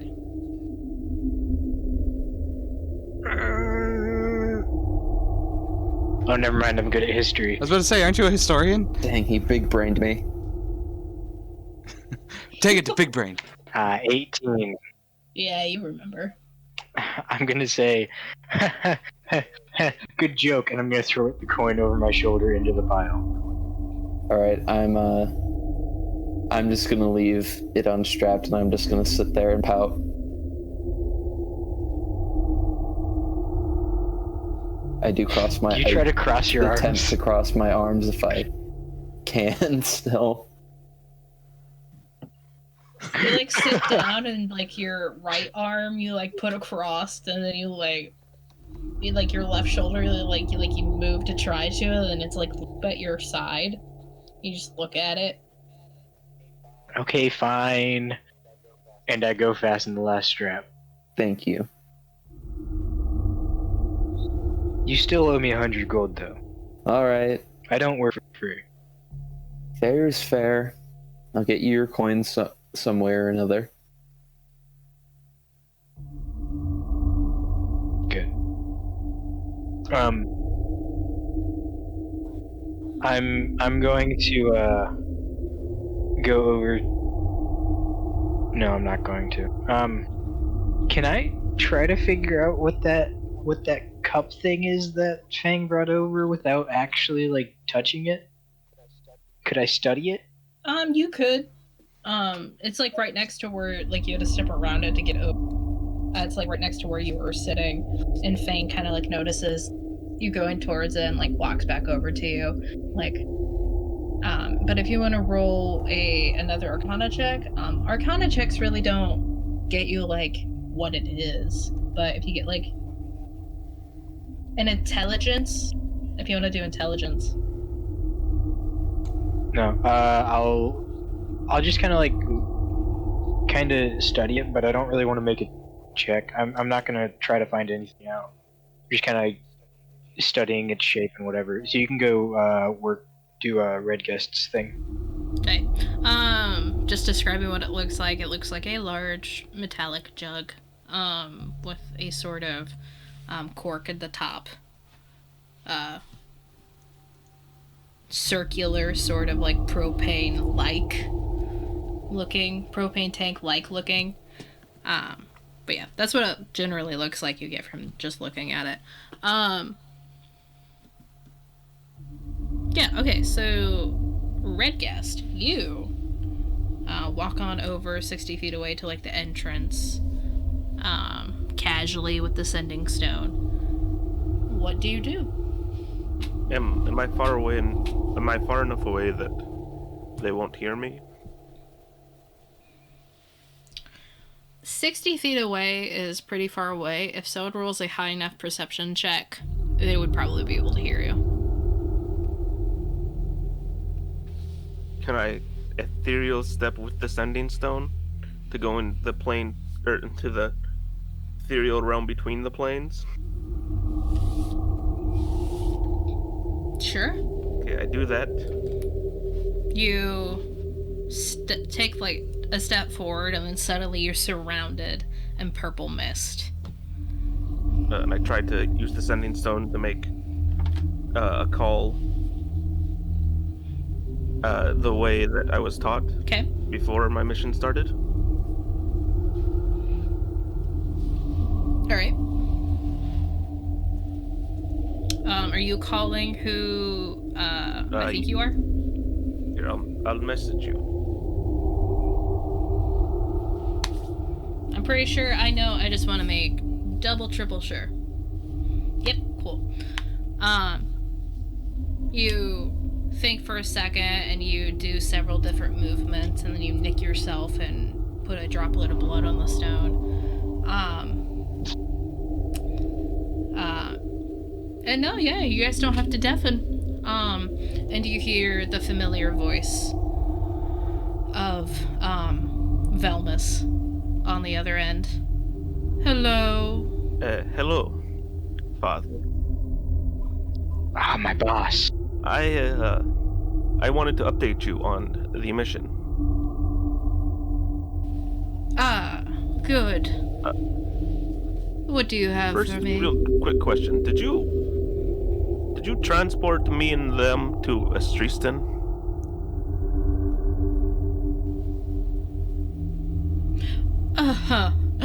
There's like a second, and then he does the laugh. Oh, no, I guess I should have warned you about that. What had happened were those stones floating above the castle when you left. You must have been sucked into a portal. And you actually got quite lucky, because those are quite random. Oh, good. I don't know where you would have ended up. You probably would have been dead at some point. Good on you. I have found the stone you described. And, of course, the people who stole it. I almost took care of one of them, but their friends are pretty fast healers. Yes, they're very annoying in that way.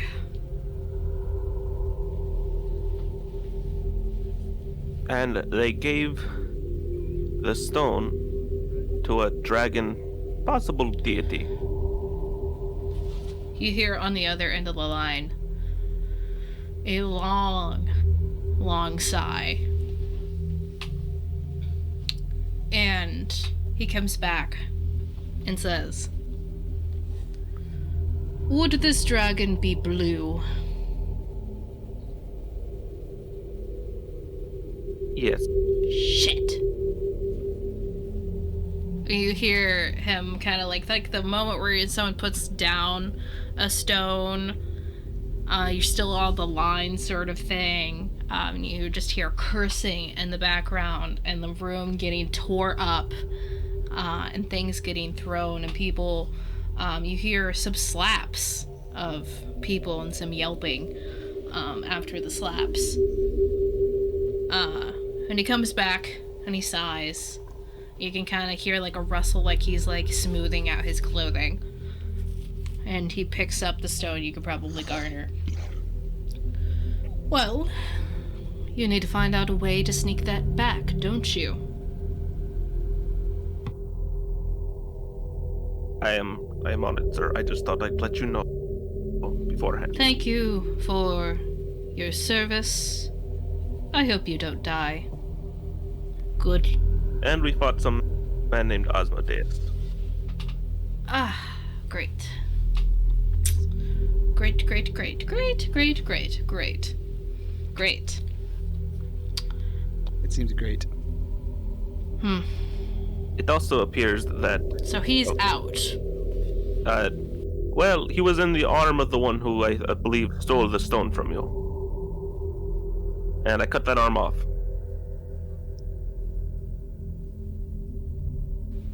Oh. Interesting. Alright, continue. What were you saying? This might not be related to you. I know there are many employers in Zatin. But did you hire another blood hunter duo?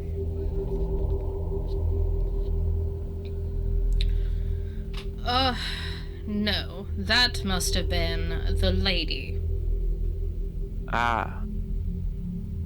Okay. The bad lady?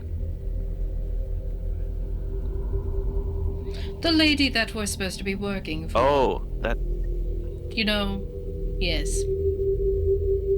Well, it appears that the blue dragon killed, one of them.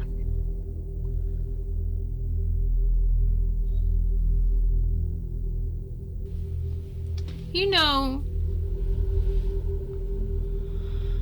I should be upset, but Mukagark wasn't very smart, so I see this as a complete win. It's very wise, sir.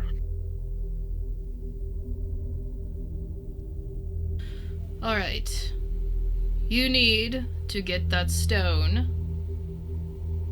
You could, and while you're at it, dispose of the arm. And then make your way back here. We've work to do. Alright.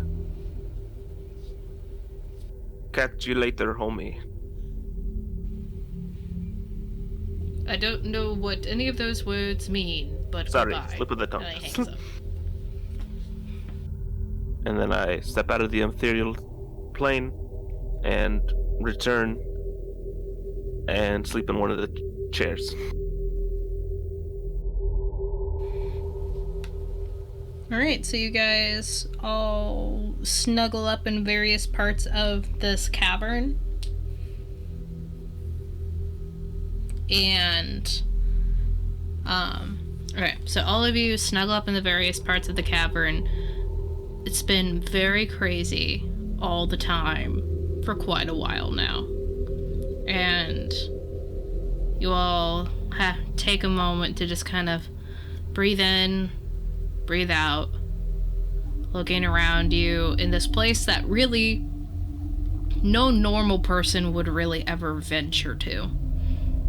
It feels very out of the real world. This sort of land of ice filled with treasures beyond measure that could fix some of your guys' problems if you could just get your hand on the resources. But since you can't, you can fantasize about them. You all take a minute with the doggy wandering around, looking at everything, keeping watch.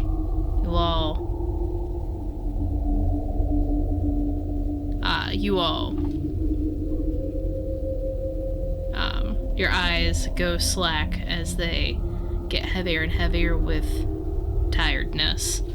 And Tomb sits at the doorway as well, keeping watch, and fall asleep. You can go ahead and mark that you've had a long rest.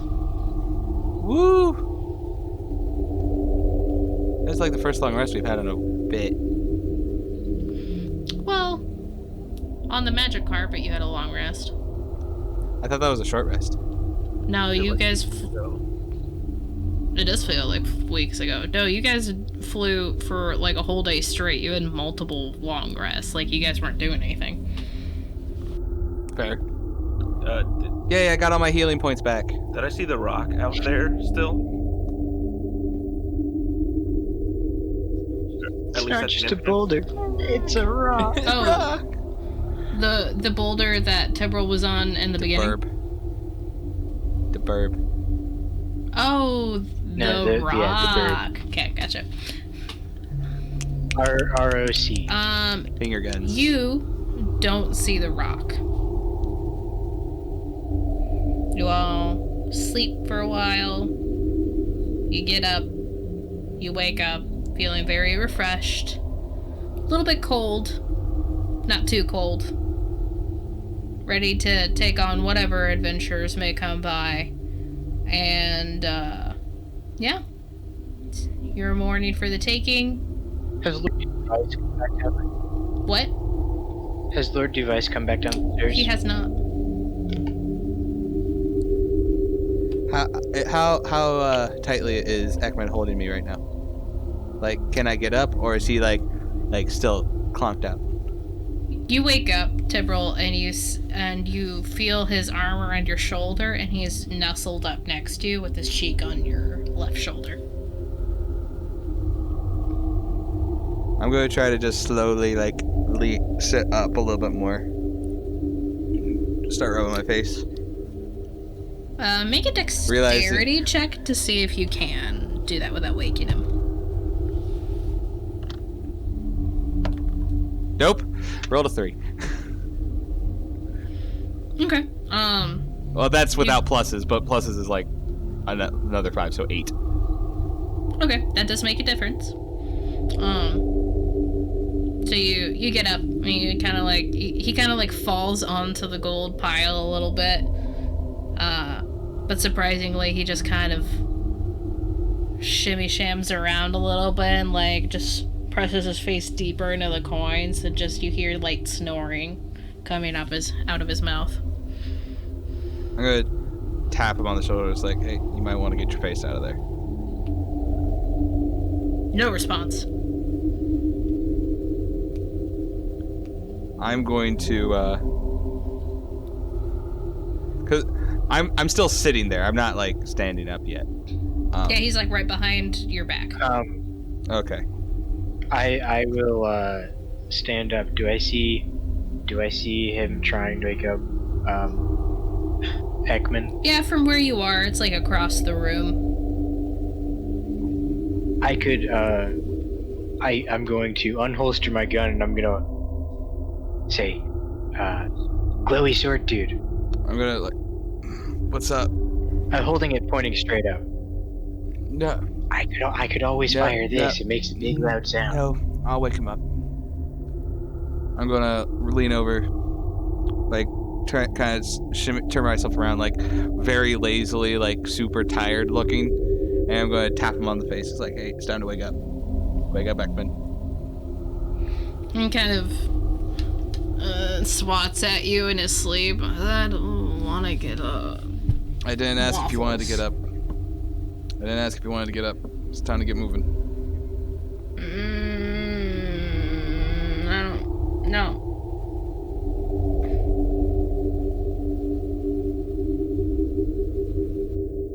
All right, and I'm actually going to turn around, like still sitting like crisscross, and I'm going to start pushing him, trying to get him on his back.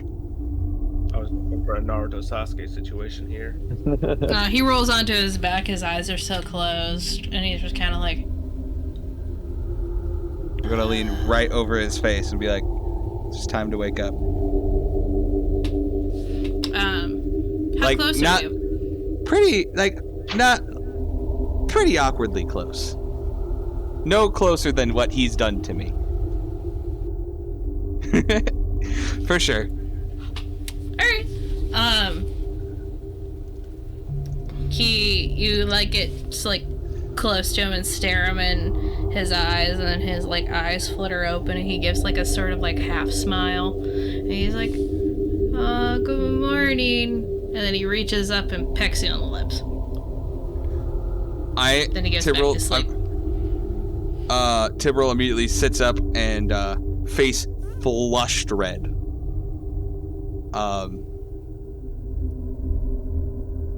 Just silently just staring off into space like and I'm just going to he's just going to take his hand and slap Ekman as hard as he can right on the face. Alright, roll. Not like even think, just go type thing. And you do that, and he's not doing anything, so you slap him on the face. He's like, what the heck? And he sees my face flushed red. It's time. It's time to wake up. What's wrong, Cjbeards?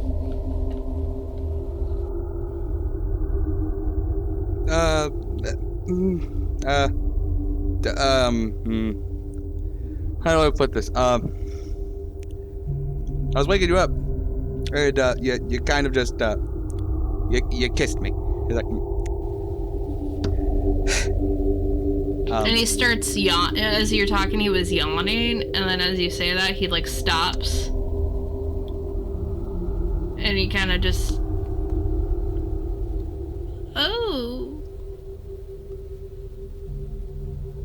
what do I see? Is his face turning even more red?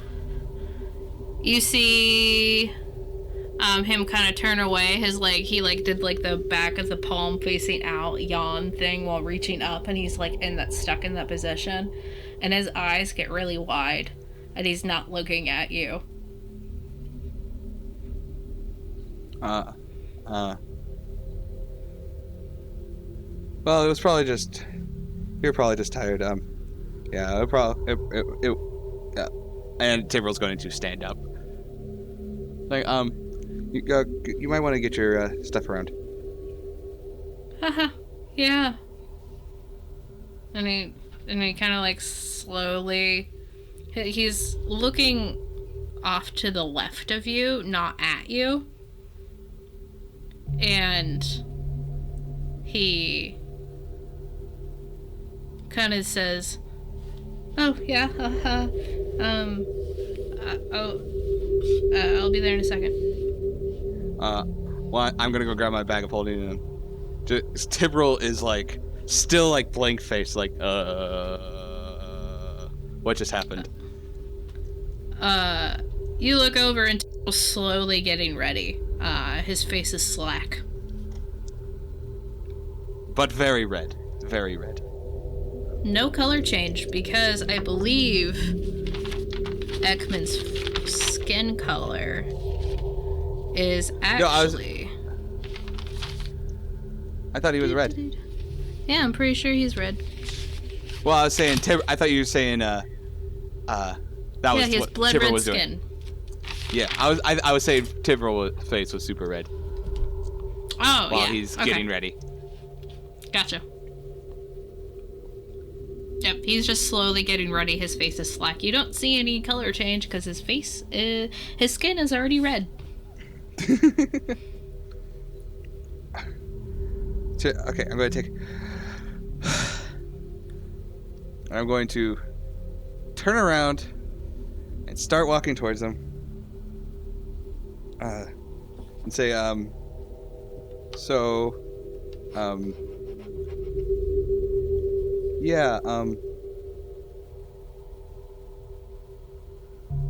just kind of awkwardly, just kind of like trying to find the words.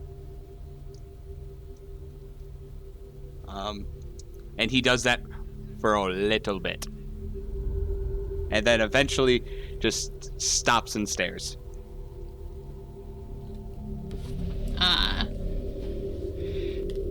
And Ekman just kind of is taking a long time making sure everything in his bag and all of his swords are polished. And he's like, what is it, Tibral? And he's just polishing every sword very slowly.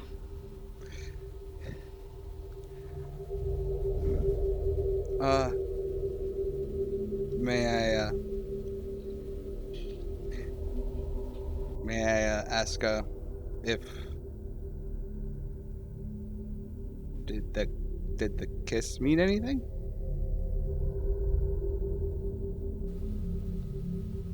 And he stops. And you see he kind of like hunches over a little bit and like polishes a little faster. Ekman. Usually I'm the one getting flustered.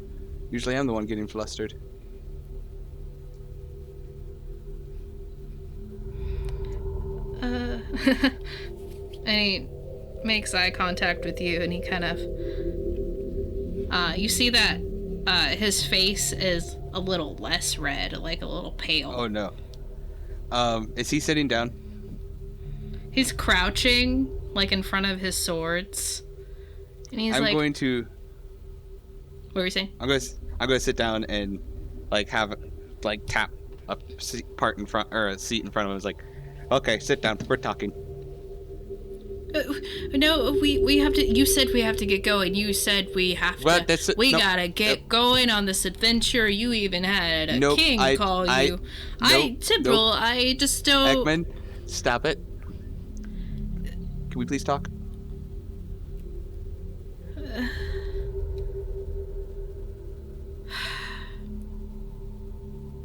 Fine. And he sits down. I'm gonna sit. Tibral sitting crisscross, like right in front of him, waiting for Ekman to explain. And he's just kind of sitting, like similar to you, crisscross. And he's kind of hanging his head down and looking at his sword and the reflection for a little bit. And while that happens, Bright walks past this moment, and you call up the stairs, Lord Device. Yeah, I'm just like standing at the bottom. Just, Lord Device? Sir? He's like, awkward moment. Let's leave it. No. So Nix doesn't understand all that stuff. He actually walks like right past So you. He's like, you guys are at the gold pile that's about 15 feet away from the stairs, so he's about 15 feet away. Could I walk? Were they sitting in the way? Could I walk directly through? No, we're sitting like knee to knee. Through their conversation. Knee to knee type thing. Okay, fine. You Okay. could step through them, but Ekman is polishing a sword. Yeah, so no. There could be a little bit of an ankle shank if you walk through. Just a little stab. Just a tad. I'm just gonna look like, give them like a really confused look, and then I'll go over to the stairs. And I'll call up. I want to know if Lord Device is like awake, or if he went back into a slumber. You call up and there's no answer for a second, and then you hear like from up there, "Oh, 1 second." And it doesn't sound like anything's moving up there after he says that. Okay. I just wait patiently. Okay. You're waiting in front of the stairs. I vote for this one, most intense. Red Guest is just watching you guys, just trying to make out what you're saying. 15 feet away, a tense moment is happening. I think this is the most tense moment we've had in the game so far. Ignore all chopping off arms and everything. This is the most intense.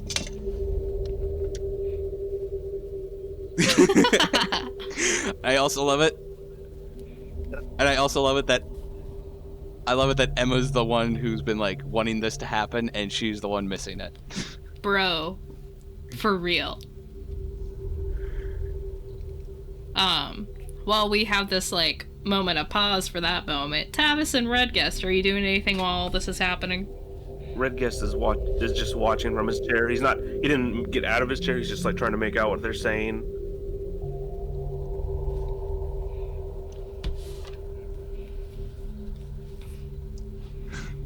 Roll a perception check, but I feel like with your cat senses you would be able to tell. I don't think either one of us are hiding it natural too 20. well. Nope. No, you have had a front row seat to the most dramatic thing you've ever seen. People I've known for like 3 days. Like, Perception check too.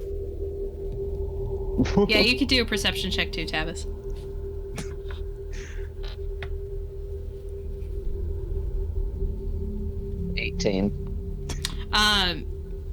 You know the gist. You don't know quite it. It's not like transcription mode like it is for Red Gas, but it's like you hear faintly what they're saying. Back to that moment, I guess. No. Ekman kind of is looking down and is polishing a sword and looking at his reflection. Can I see his hand? Yeah. I'm gonna reach up and hold his hand. Okay. Cool. He is like polishing. You reach up for the one that's like holding a rag, and he like flinches and like jumps a little bit and stares at your hand holding his hand, and then looks. Never seen you so jumpy.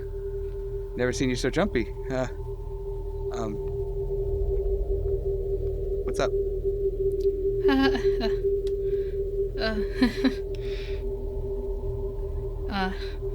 Oh, and he's just continuing to stare at this hand, like it's a foreign object a little bit, and he's trying to compute. I'm gonna. Hey, Ekman. And he finally looks up and meets your gaze a little bit with like wild eyes. And I'm also like leaning forward, so like when he looks up, he sees like right eye contact with Tipperl.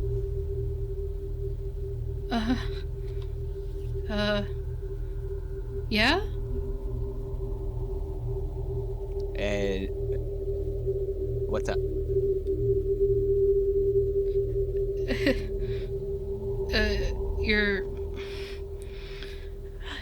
You're very close.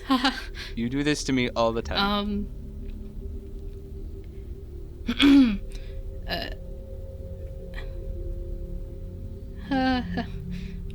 Yeah. Well,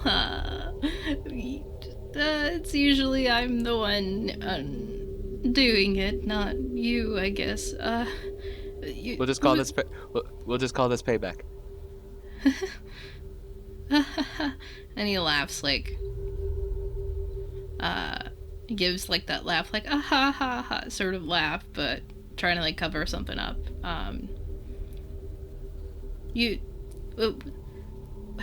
What was your question earlier? Wait, did the kiss mean something? Or is it just you were tired?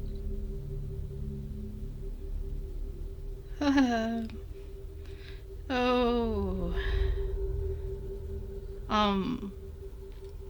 And he takes like a long breath and lets it out and just kind of looks into your eyes. If I say yes, will it ruin our friendship? No, I don't think so. And the hand that you're holding is shaking a little bit. I'm gonna lean up and kiss him on the cheek. And it's like that anime sort of where like the red goes from like the bottom to the all the way to the top, and like the steam sort of comes out of the ears, and he's like, oh, cool. I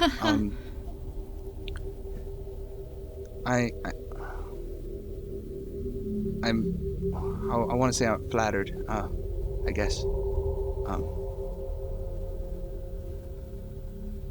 And I do love you very much. You're the best friend I've ever had.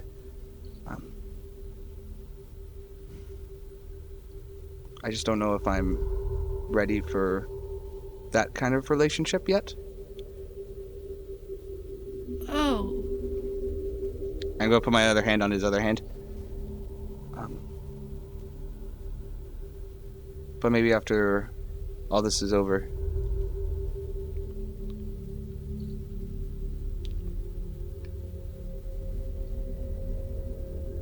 You can... And I just stare at him. Tibber's face is doing the same thing. Like, Red is like, internal monologue. I can't believe I just said that. Can't believe I just said that. Oh my gosh, can't believe I just said that. Ekman's face, and it, like, you can see, like, or you can feel that, like, the hands that you're holding are shaking a little bit more. And he kind of looks at you and he gives, like, a cocky half smirk you're used to seeing. Well, can't hurt to try, I guess.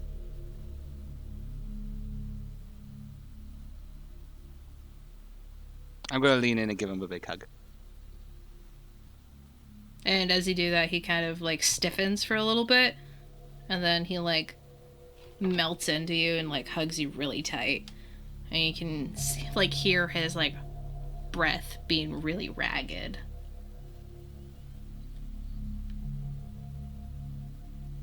Well, just say, like, I'm sorry, I guess I just wasn't expecting that a lot of things have been going on. Sorry if I was, I guess, a little dense to notice.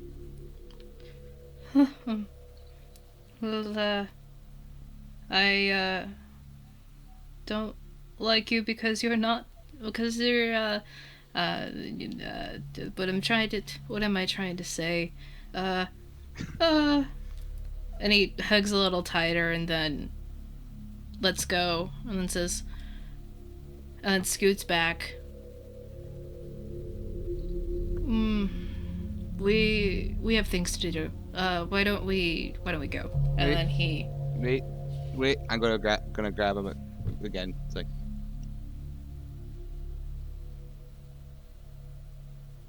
don't worry.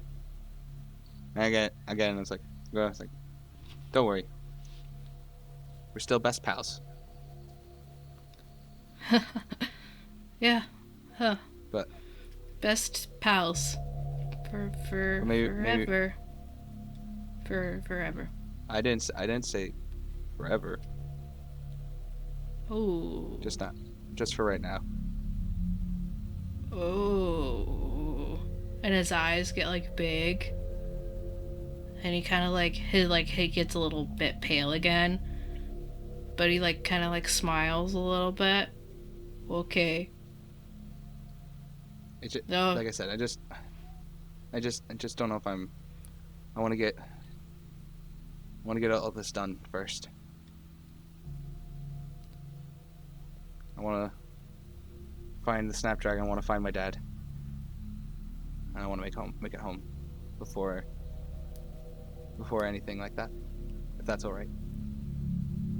And he's kind of nodding.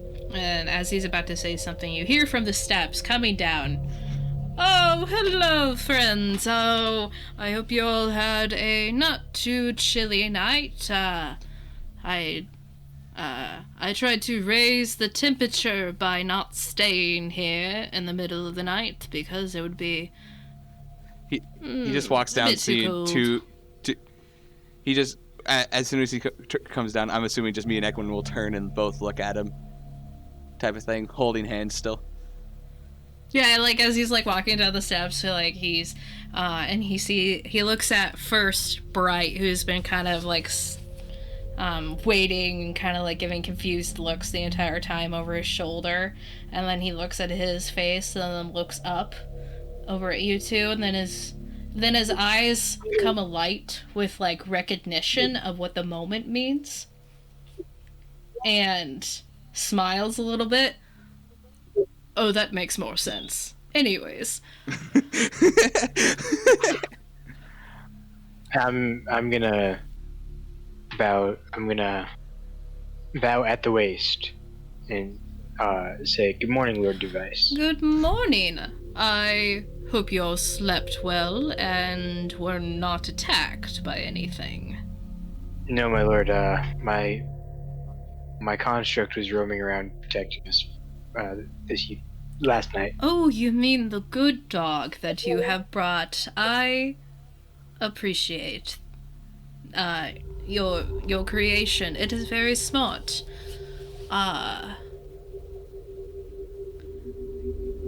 Thank you, my lord. If you all would have a moment before leaving, I have a query for all of you. As soon as he says that, I'm gonna look at Ekman and kind of give a nod. He's like, "You good?" He kind of like winks at you, still a little shaky, and then starts to get up. And I start to get up as well. Gonna grab my things and I'm gonna go just gonna go sit down and do the do that thing where you just don't know what just happened, and now everything that Tyrrell just said is now going through his brain, and he's like, and he good old overthinking. oh 100%. That is Tyrrell's life story, overthinking everything.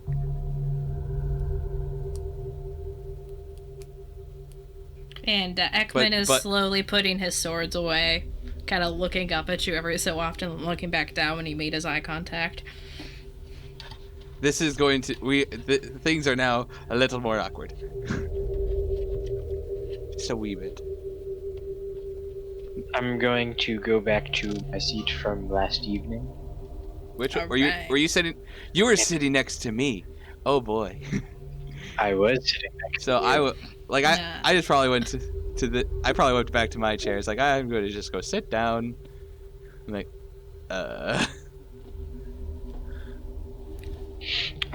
Is your face red? kind of, yeah. It's red. that GIF I sent to the group chat kind of would be like, just blank stare, I'm gonna face red. say, why is your face red? No response. Are you part changeling? Again, no response.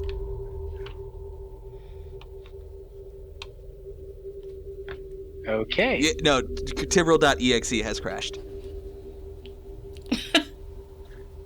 This is like Windows, like Now that's a lot close to the language that Bright speaks. Oh my gosh.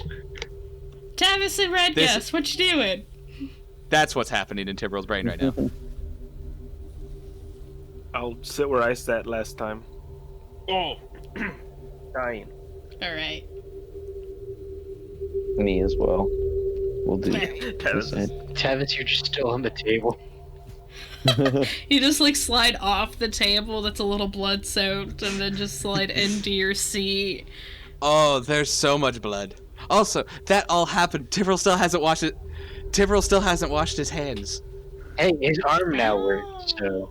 His your hands are all were covered in like dried blood. Oh they're yeah, all your covered in hands dry were as blood. red as Ekman's. That's no. And Ekman gathers his things and kind of like comes over and sits down next to you, where he was the night before, looking at Lord Duvice as he walks up. I'm going to pull a book out of the bag of holding and I'm going to just like put my face in it. I just see you like just literally putting your face. Basically, I'm not Like not even bothering like to read it. I'll just flip a literally page every once in a while. Trying to osmose. I'm going to flip a page every once in a while to make it look like I'm reading, but my book is super close to my face where you cannot read it. Like physically, you cannot read it.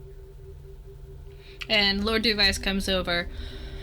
Alright, I spent the evening employing my sources to sort of figure out what happened when I was in my sort of sleep, I guess you could say. Surprisingly, there were more than expected roadblocks for this path of history.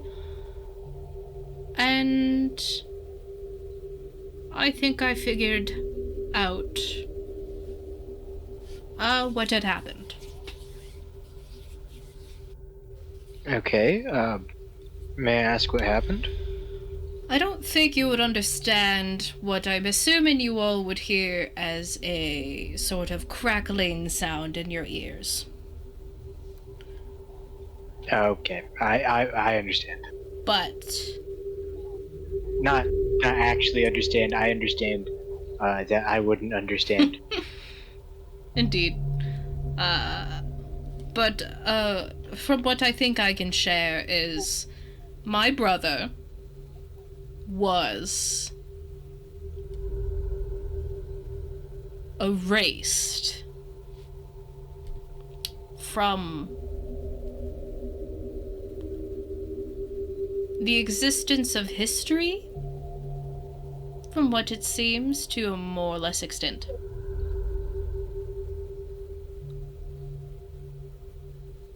Was it willingly? No, it was indeed not. That war that you all can't remember. There was a There war? was a war. And your family, actually, Bright, were on the other side before you all switched to my patronage. I'm gonna snap my fingers a few times and like tap my temple and be like, I remember reading about that. Now that I think about Yes. it, I remember. Yep. You see, that war is, and I believe we can say his name as Asmodeus. That was him trying to take over. You know, trying to be the main guy, the head honcho. So he was being a brat. One would also say a brat, yes. And what I could see is that those temples that you said you found the symbol, and he points to Tomb's chest with the symbol of the palms facing up with the sword and the shield. Those were my brother's temples, and they were all wrecked. You see his power. And he's like pausing a moment to see what he can say to make this understandable. His power was attached to his worshippers knowing him. Okay, so what you're saying is he grew in power the more worshippers he had. Yes, that is exactly. Deities. When they have worshippers, they have more power. Lesser, greater. So when he was trying to take control, the brat decided, you know what, let's erase existence of dear old dad. Essentially. Yeah, that is essentially correct. So, do you all remember the two of you that, and he's looking at Tibril, who has his face in a book, and Tomb, who's just kind of looking at him with his eyes. The two of you are the only ones who actually know. And then he lets out the name, and the crackles come through, deafening you all for a second. But Tibril, you recognize the name of the god, of course, and Tomb nods. And you only learned that. Oh, What were you saying? No, what were you saying? I thought he was asking, like, oh, do we recognize, or can we hear that? I'm gonna, hear it, I'm gonna slam the bookshelves, set it on the table. It's like, yep, I heard that. And Ekman kind of jumps when you do that, and squirms in his seat. And then Lord Device, ignoring all of that over there, says, yes, indeed. But the two of you didn't know that before coming here, and you read paper to understand this sort of thing. So you have a mental block. The entire world does. Because he erased his name off the temple walls. And from history, that is. It seems that, that's the case. So, I have a feeling we need to bring him back. Your brother? Yes. You see, gods are never really truly dead. Their essence is spread out through the world. And that salve just happens to be some of his essence. The last blessing that he could have bestowed to anyone. So, are you saying we go, slap this salve on people? Oh, no. The salve won't do anything but its medicinal properties it's known for, which is actually quite a bit. But, I have a feeling that we either need to,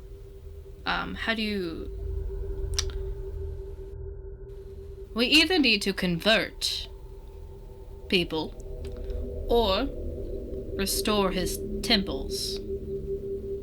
All of them. How many is all of them?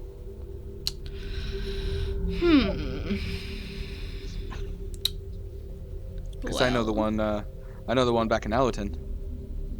I'm hoping to go back there before too long. There was...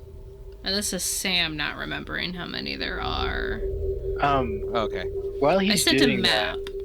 that, while you're doing that, I'm going to have a random idea. I'm going to pull out my journal that I've been doodling in, flip to a page, tear out the page, close my journal, put it back away, set the paper in front of Tibril, and also a pen or ink and quill or whatever we used to write, and say, could you do me a favor and write the name? And I want to observe it as closely as I can to try to figure out what's going on. It's like, sure. And I'm going to write down the name. Okay. I'm writing it like slowly, trying to keep my hand steady, type thing. Okay, if you do it slowly. You see as and you don't have to make a roll because your attention is right there. So Tibril starts to write the name, and since he's writing it slow, the name starts to disappear as soon as he writes it.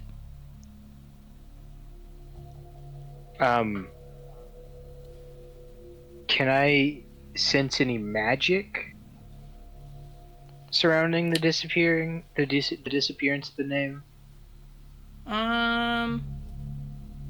You can make an Arcana check. Alright, let's go Arcana. That is 23. You sense a very heavy magical presence. When he starts writing the name with intent, you feel a very similar arcane power to what you felt when Asmodeus was just like the day before with the power all around Tavis fighting for him. Very sickening power. Alright.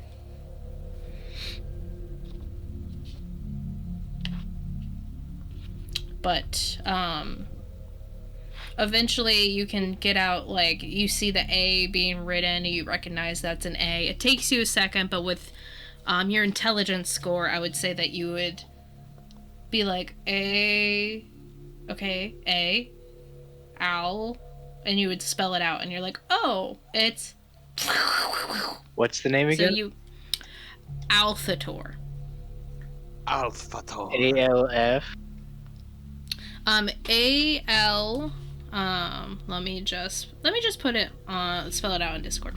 Althator. So A-L, and then the word the, T-O-R. A-L-T-H-E-T-O-R. Althator. Okay.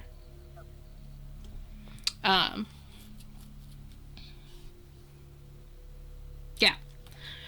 And Lord Device has been counting up in the air for a while. 1, 2, 3, 4, 5, 6, 7, 8, 9, 10, 11, 12, 13, 14, 15, 16, 17, 18, 19, 20. 1, 2, 3, 4, 5, 6, 7, 8, 9. 29 temples, he says. So that's how many Althator temples we have to reinstate. That's a lot of temples. He's the big honcho. Oh yeah, I figured out if you write it slowly, multiple times over, you can figure out what the heck it's saying. Oh, are those all the temples? Yep. Oh heck. Oh heck. Wait, where's the one that's near Alatin? It's the one that's right above Alatin. It's a square. Oh, it's a little one. I didn't see it. All of the little black black and orange circle squares markings all over the continent. There's one in Chanbu. Of course there is. Chanbu. There's also 2 in the middle of the ocean. Mm-hmm. Oh, good. I'm gonna. Do we have a map? Can I stick my arm in my dad's bag and see if there's a map? Yes, there's a map in there. Cool. I'm going to pull that out and it's like, could you mark where all of them are on this? I mean, before you had your dad's bag, Vez was the only one with a map. Yep. That's true. He was the cartographer. And he says, "Oh, sure," and he waves his hand above the map, and they're all marked. And for those listening at home, I'm sure that when I edit this later, there will be a map on there. But if I don't, there are 29 temples all across the world, and there Well, too are bad. 1, 2, 3, 4, 5, 6-ish sort of kingdoms, sort of named places that people live, and they're just spread all over the world. And there is there are 2 in the sea, just to give you the scope of everything. Well, looks like we got our hands full here. Got quite the adventure. Indeed. To be quite honest, I was quite content at leaving him just scattered throughout the world. Don't have to share the glory with. There's something happening in this world, and that he needs to come back. And my pride takes a hit when I say that, but... Well, My lord, what do you say, guys? Have you ever considered going and visiting your followers down in Chanbu? Oh, visiting them in person? Or sending like a sign or something? I don't know. A postcard. Postcard. I've been asleep for a little while and still getting to know this world. Do they need me to visit them? I don't know. You said last night that your brother had confined all of your followers to Chanbu. Yes. Essentially yes. But I assumed that they wouldn't all stay in Chanbu. You can travel. I created them all, and they all remained in Chanbu, and they grew. But are you saying they are in need of my assistance? Because I haven't been able to.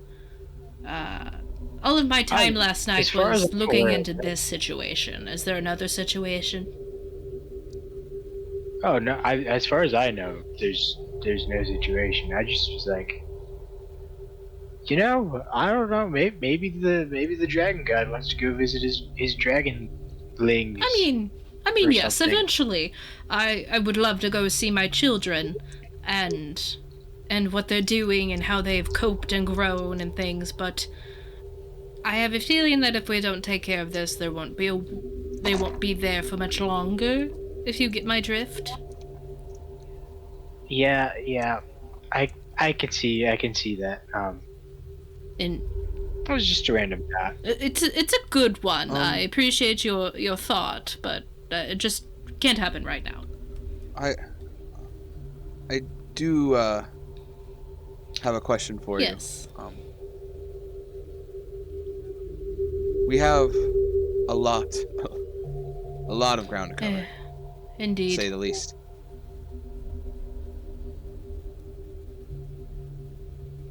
Would you be able to assist us with some of these temples, at least the ones nearby? So that way we can focus on getting to the Feywilds, finding more help. Interesting. Make a persuasion check. No. I gotta remember which is the good dice, which is the bad one. I think it's this one's fine. Come on, I'm bad at persuasion.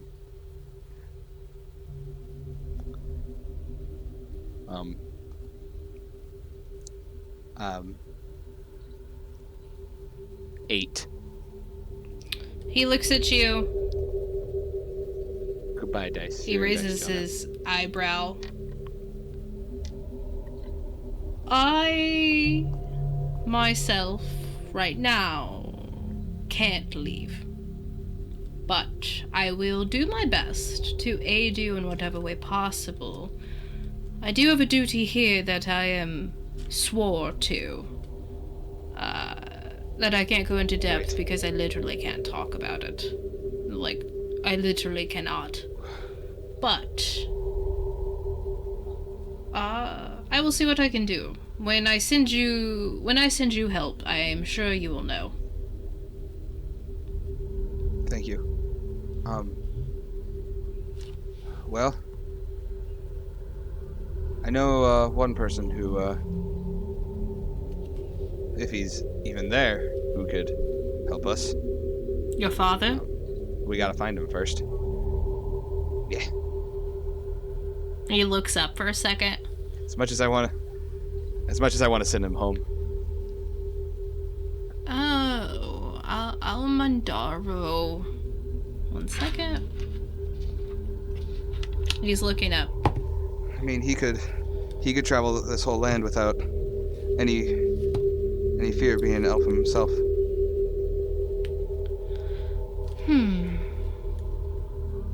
But my mom would kill me if I told him to do something besides go home. He's looking up into the air, and you see as you keep talking at him, he's thinking, and you see his eyes go back and forth. Almandaro.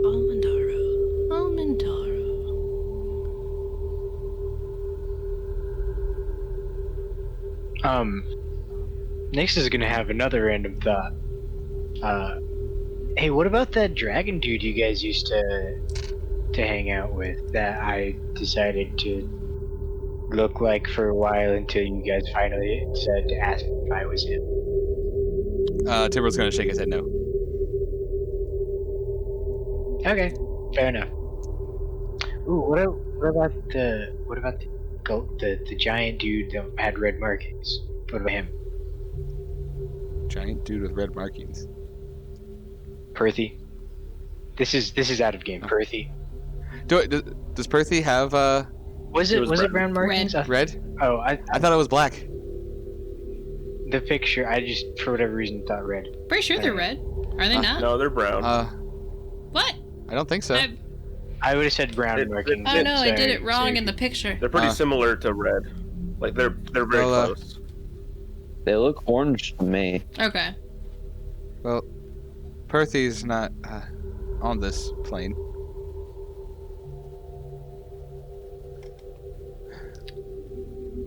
I'm gonna pull out my journal and I'm gonna write a note to self: invent thing to go between the planes. Lord Device actually looks at you writing that one. You know there's a way to do that. There is? It's a spell.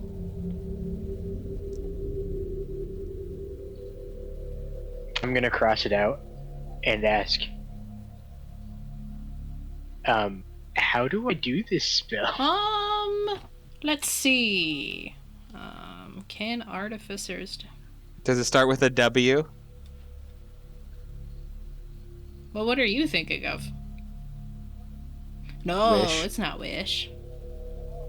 I think it's called I plane wish. shift, isn't it? One second. It is the thing that Raoul did earlier? No. No, that's Red- ethereal. Yeah. Plane I just looked up shift. plane shift. You take... You would No, I cannot do Okay. it. And he kind of thinks for a second. Oh, for you it might be a little harder.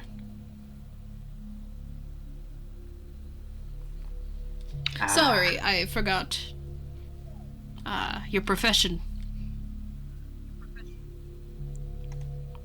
Oh no, it's all good. But he looks back at Tebril. I think you might be able to find your father.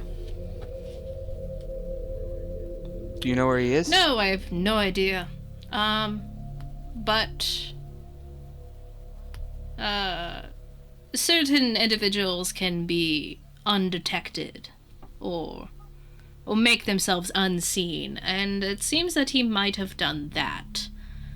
But when I doesn't surprise me. when I look into the distance and feel for those who have passed through the veil, he doesn't come up.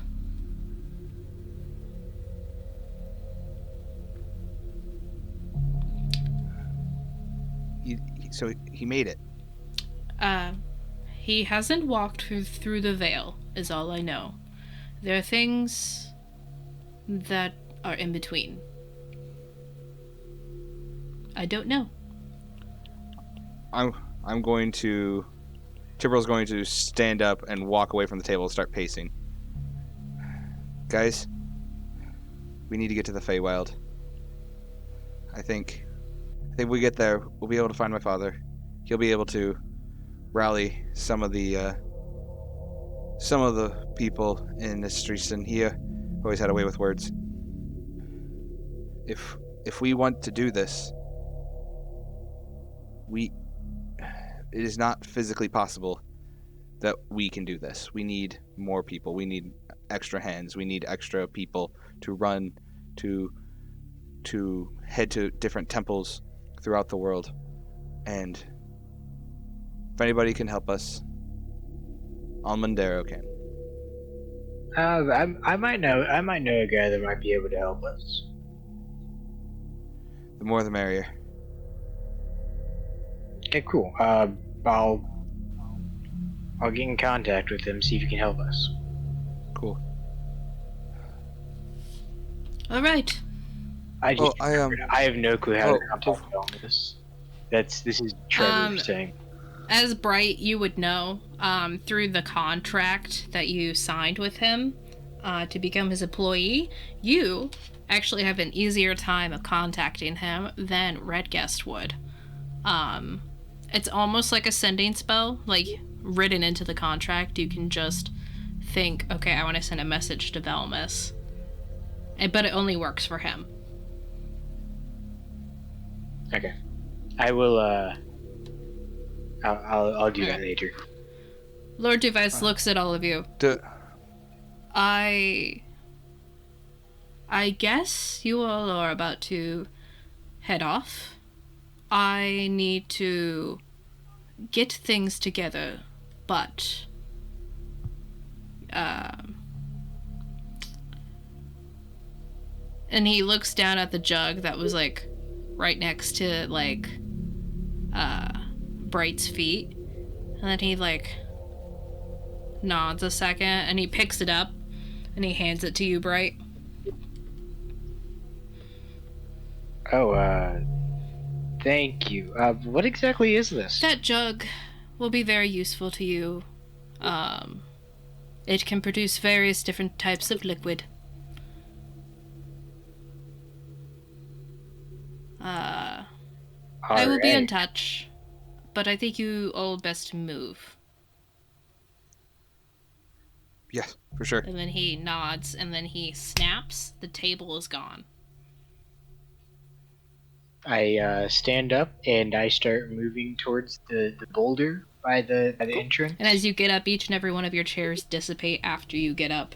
And then he nods and then starts walking towards the stairs that he went up from before. Sir? Sorry. Turning around, I was gonna say goodbye to him. I was gonna turn around and say, farewell, Lord Device, and bow to him once more. He turns around and nods at you. Lord Device, where did you Yes. fall on the idea of taking the stone to the Feywild to leave it there in capable hands?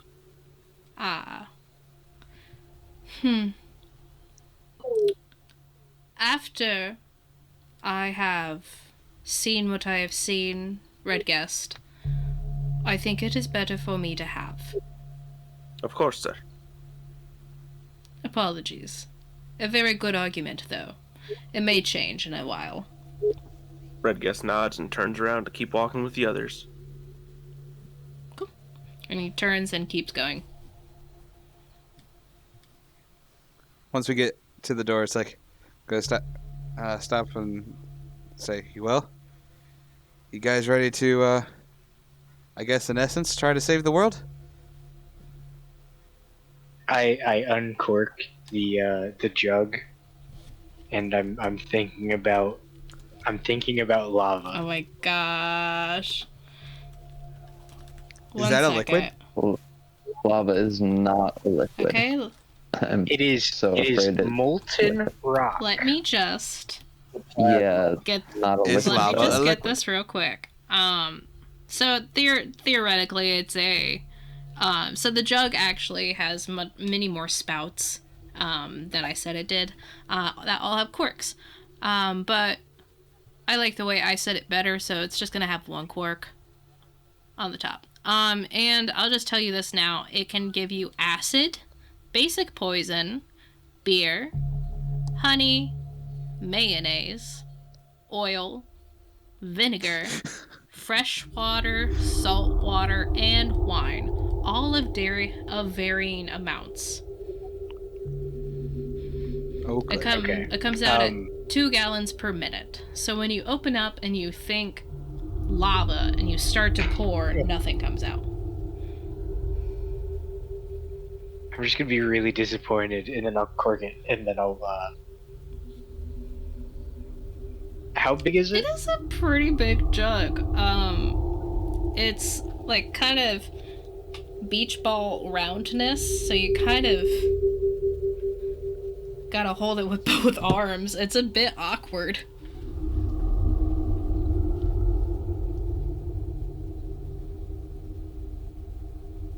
Okay. You could put it in a bag of holding. I could do that. don't- But why would I do that when I personally do not That's own true. one? And Nyx does not trust other people very well. So you walk out holding your beach ball big size alchemist jug. And you guys walk out of this large cavern you just happened upon on your journey. Through the hallway back out, looking out of the doorway of this cavern, not seeing any rock, but seeing the snow has intensified. And as you step out into the snow, you all sense that the world has changed a little bit more as you look out. And you have a feeling you're about to go on a pretty great journey. And that's where we're going to end tonight's episode.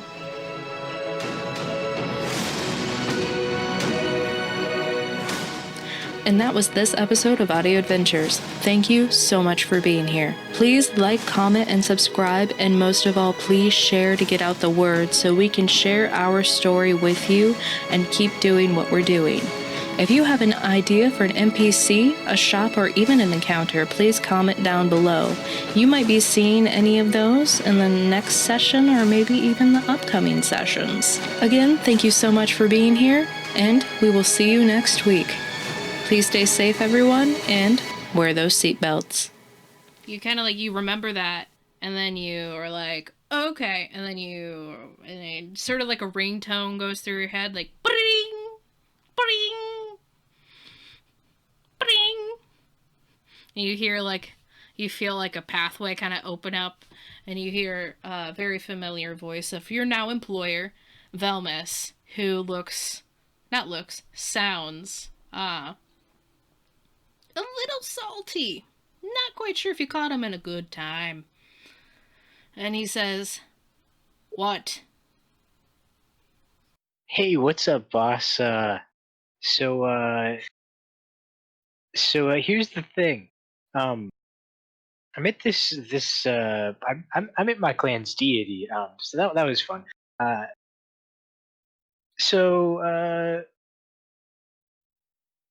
We actually, in order to help save the world, like you hired me to do, we actually need to create or rebuild some some lost dragon god temples. It's the temple of Alphator. Oh, what? I have no idea just what went wrong with the sending contract spell that I put on.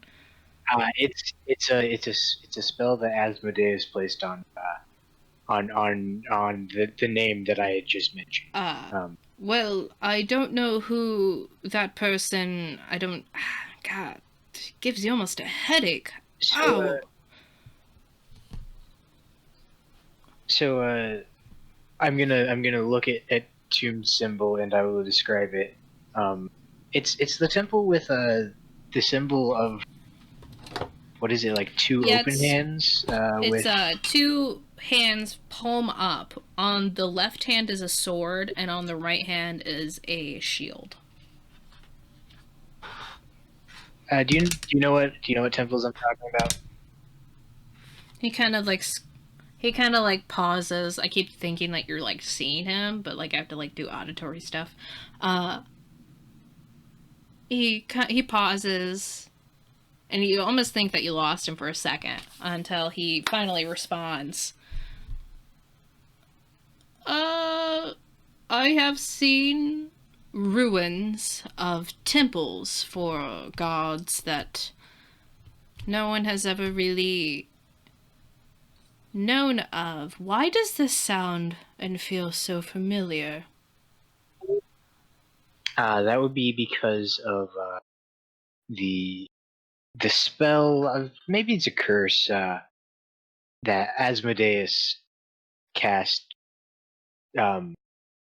So basically, this god is Asmodeus' dad, and the guy, terrible guy, by the way. Met him. He's not a cool dude. Kind of a brat. So the brat placed this curse thing on his pops. Made everybody forget about it, and also apparently a war that my family was a part of. I don't remember it. You don't remember the World War that we had? I mean, no one really... Okay, I will grant you. I remember reading about it, but... I will grant you that no one remembers participating in certain areas of the war. There's things in history that people don't remember, but people remember that there's a war. I remember there's a war. I believe that my country was the last one to be affected. That is interesting. All right, but this, what?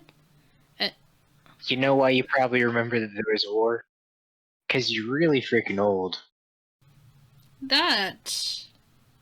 Wow, that is a bit rude. Bright. A bit too close to home. It's the truth. I always speak the truth, except when I'm lying. As one would do. This sincerely feels very and as he is says familiar, you feel sending spells don't send pain, but you hear pain on the other end of the line as he goes, oh.